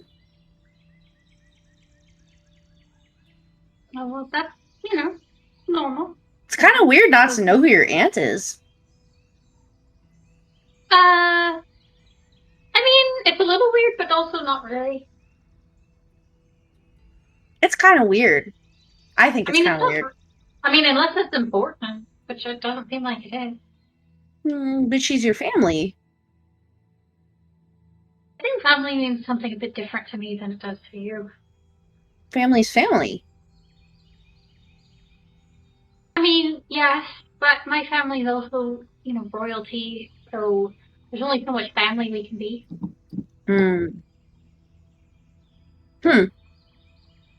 You know? Yeah. My mom's got to be a little bit more queen than mom. I guess. She hates me as much as she loves me. It's a sort of a thing. I guess I'm just like really low in the. I only just joined the Sprite Army a little while ago, so maybe I just don't understand it. I mean, I wouldn't expect you to. It's different for you. You don't have to worry about that sort of thing. I guess so. You look really nice right now. I'm gonna look at the pond. Like, is there a reason? Yeah, you look down in your reflection at the pond and you see yourself, but you can see that there's little snowdrops that have begun forming in your hair and on your eyelashes. Oh, I like that. Your eyelids start to feel really heavy. I do think I did sort of overdo it a bit with the magic. I kind of drew on my power from here, and now I'm kind of feeling sleepy again. Oh. Yeah, the whole curse to fall asleep. When I come into my full power, I will fall asleep for eternity, or until I get your love's kiss, So, I've kind of been trying to avoid sort of doing. I'm not home because it'll be faster if I'm home. If I'm away, it's a little bit slower. Eternity is a really long time. Yeah, it's all of the time. Yeah. Oh. Yeah. Unless I can find my true love, and then they kiss me, and then I just wake up, and I don't have to sleep for eternity.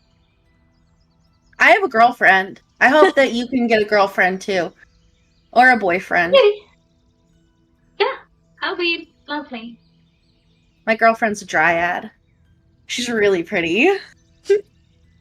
Well, most of them are. She's really pretty, though. Honestly, I think all of them are. They're all quite lovely. She's the prettiest one, though. Yeah. Yeah. I imagine so. To have captured your interest. Princess, you're so nice. I'm really sorry that I thought that you were gonna eat me or hurt me or be mean to me. It's alright. You didn't know any better. Are you gonna come back home soon? I've seen you at festivals before, but from afar. Oh my god, he is so bad. Spicy. Yeah, I've only ever seen you from really far away at some of the festivals. Are you coming home soon, or you have to stay away? Yeah, I'll be coming home as soon as I find my true love. Oh, okay. Well, I hope it doesn't take you eternity to do that. I'm about to go find Vilna, and she is going to help me find her or them.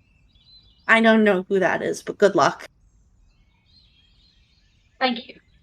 Has your face always been like the little all those little splotches? Does it always change like that? I'll look at the pond again.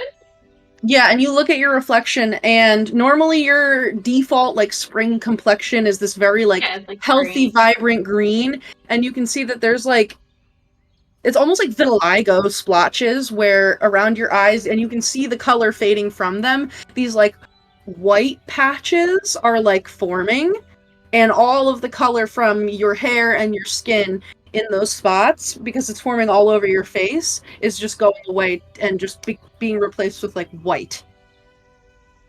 Well, I seem to be falling into my winter form. And you don't feel winter like Yeah, that's internally. why it's like weird. That's weird.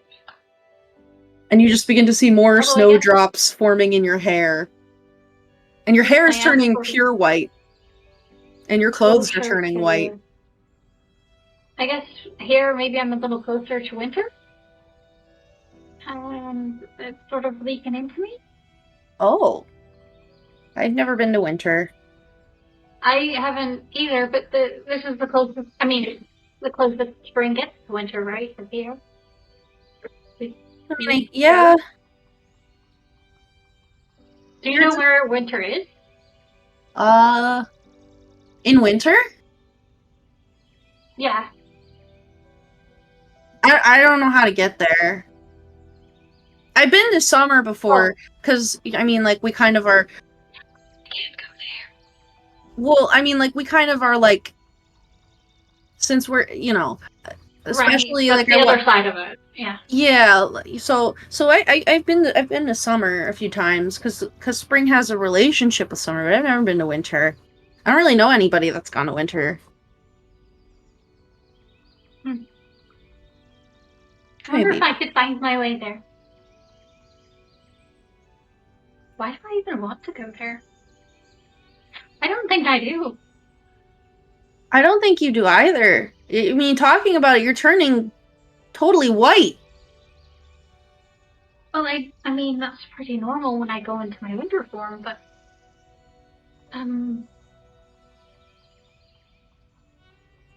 Yeah, I don't know. I'm gonna go, I think. Okay, princess. It is my honor, and my sworn sacred vernal duty to serve you and the royal line for eternity. Yeah. I'll make a little snowdrop flower, and I'll place it on his lapel. There you are. The princess just promoted me to a general. You're all have to listen to me now. Half of that wasn't on the microphone. Honestly, even if Saoirse knew that's what she was doing, she probably still would have done it. Yeah, because she's that's like the kind of chaos she's here promoted to for. general. He was like, oh my gosh, guys, like she promoted me to whatever I general now. You all have to listen to me. And he's like, oh my gosh, thank you, princess, thank you. Congratulations. Aye. Oh my god. Do you go back to So sleep? just I accidentally promoted this guy, and honestly, I'm okay with that. That Productive seems right. There doesn't have to be an official structure for promotion. You know, it could be whatever I want it to be. I'm in charge. Yeah. I make the non-rules. And you're I think. Oh, go ahead. I don't think she's fallen asleep. Okay. Yeah. What would you like to do? I think. I think she's kind of doing an aimless wandering sort of thing of trying to think through what's going on, almost not like a pacing, but the same sort of vibe as pacing, where it's just moving in order to feel kind of through her feelings. Okay, yeah. And you can do that, and you can walk through the fields and the forests of the Spring Court for as long as you wish. Roll a perception check at disadvantage, the disadvantage being because you are distracted by your own thoughts. Oh. Yeah, she's just thinking about the whole turning into winter when she's not in winter kind of thing. She's completely forgotten about her aunt now. Now she's like, why am I winter right now?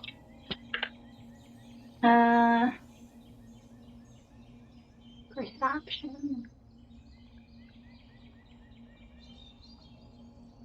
20 total. Okay. Yeah, you walk through you're sort of just in like a little copse. So when you vacate the premises here, you're in one of the many, many, many rolling fields of tall grasses that are very common throughout the spring court, and you walk for a long time. And it takes you a while to notice because it isn't until you get back to another like forested area that the grass is like short enough for you to hear your own footsteps in it.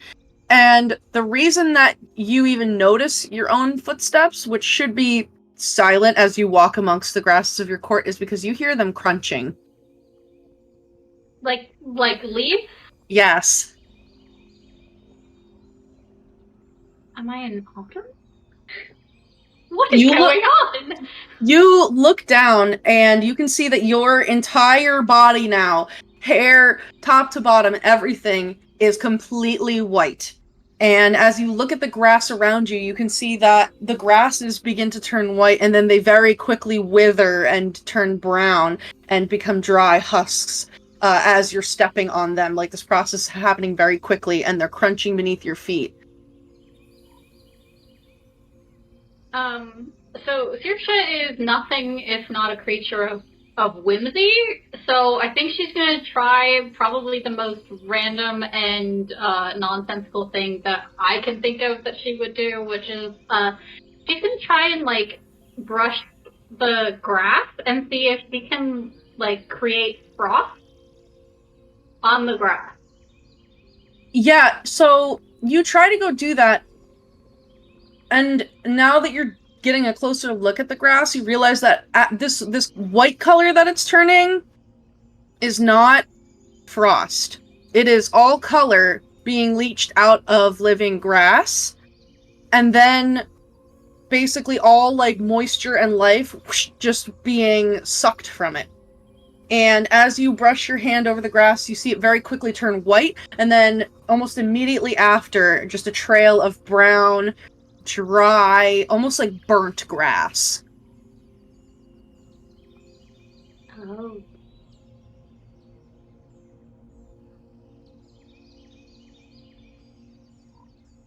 Sam? You call out for Sam? Yes. There is a logic to it. In Saoirse's head, Sam is the one who told her that like something weird was going on with the spring court.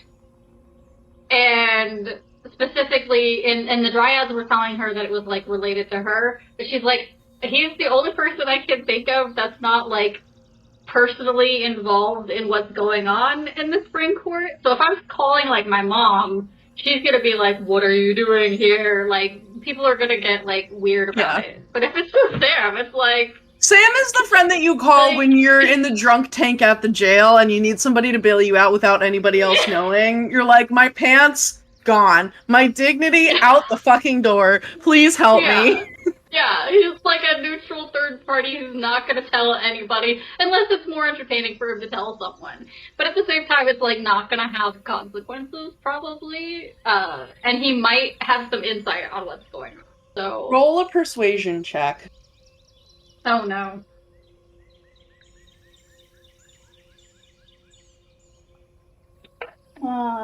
Okay, that's not bad. Not bad. Persuasion. Okay, that's a really good charisma. 17.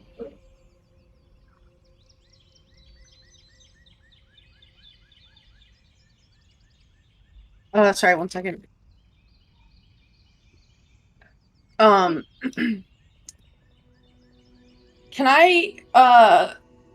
I get a persuasion roll from Aurum really quick?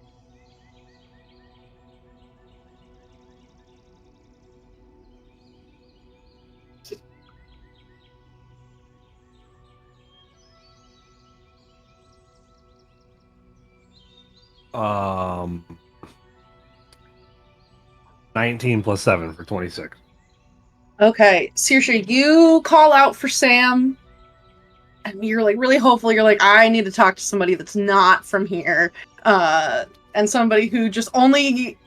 It's not that he is like, you know, not concerned about me. He's just very self-absorbed and like has his own shit going on, and for that I trust him.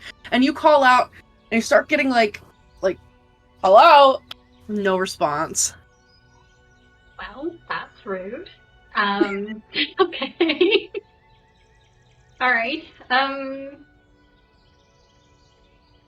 What I do? You kept his attention on you. I was gonna say, yeah, you kept his attention. I think Saoirse's gonna just sit down.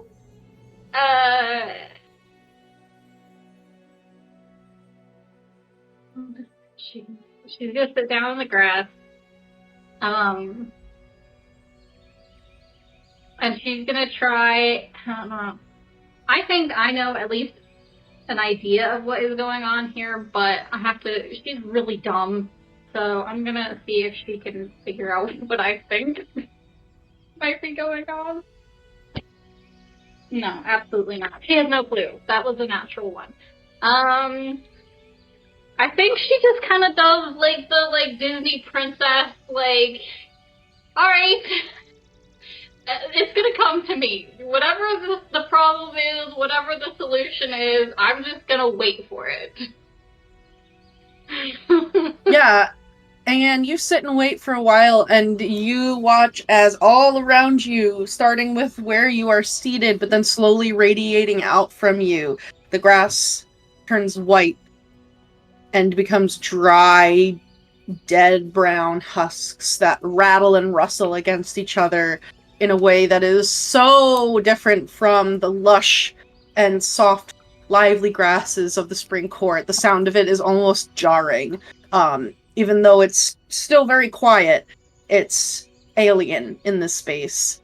And you think for a long time, and then you, like, get this little,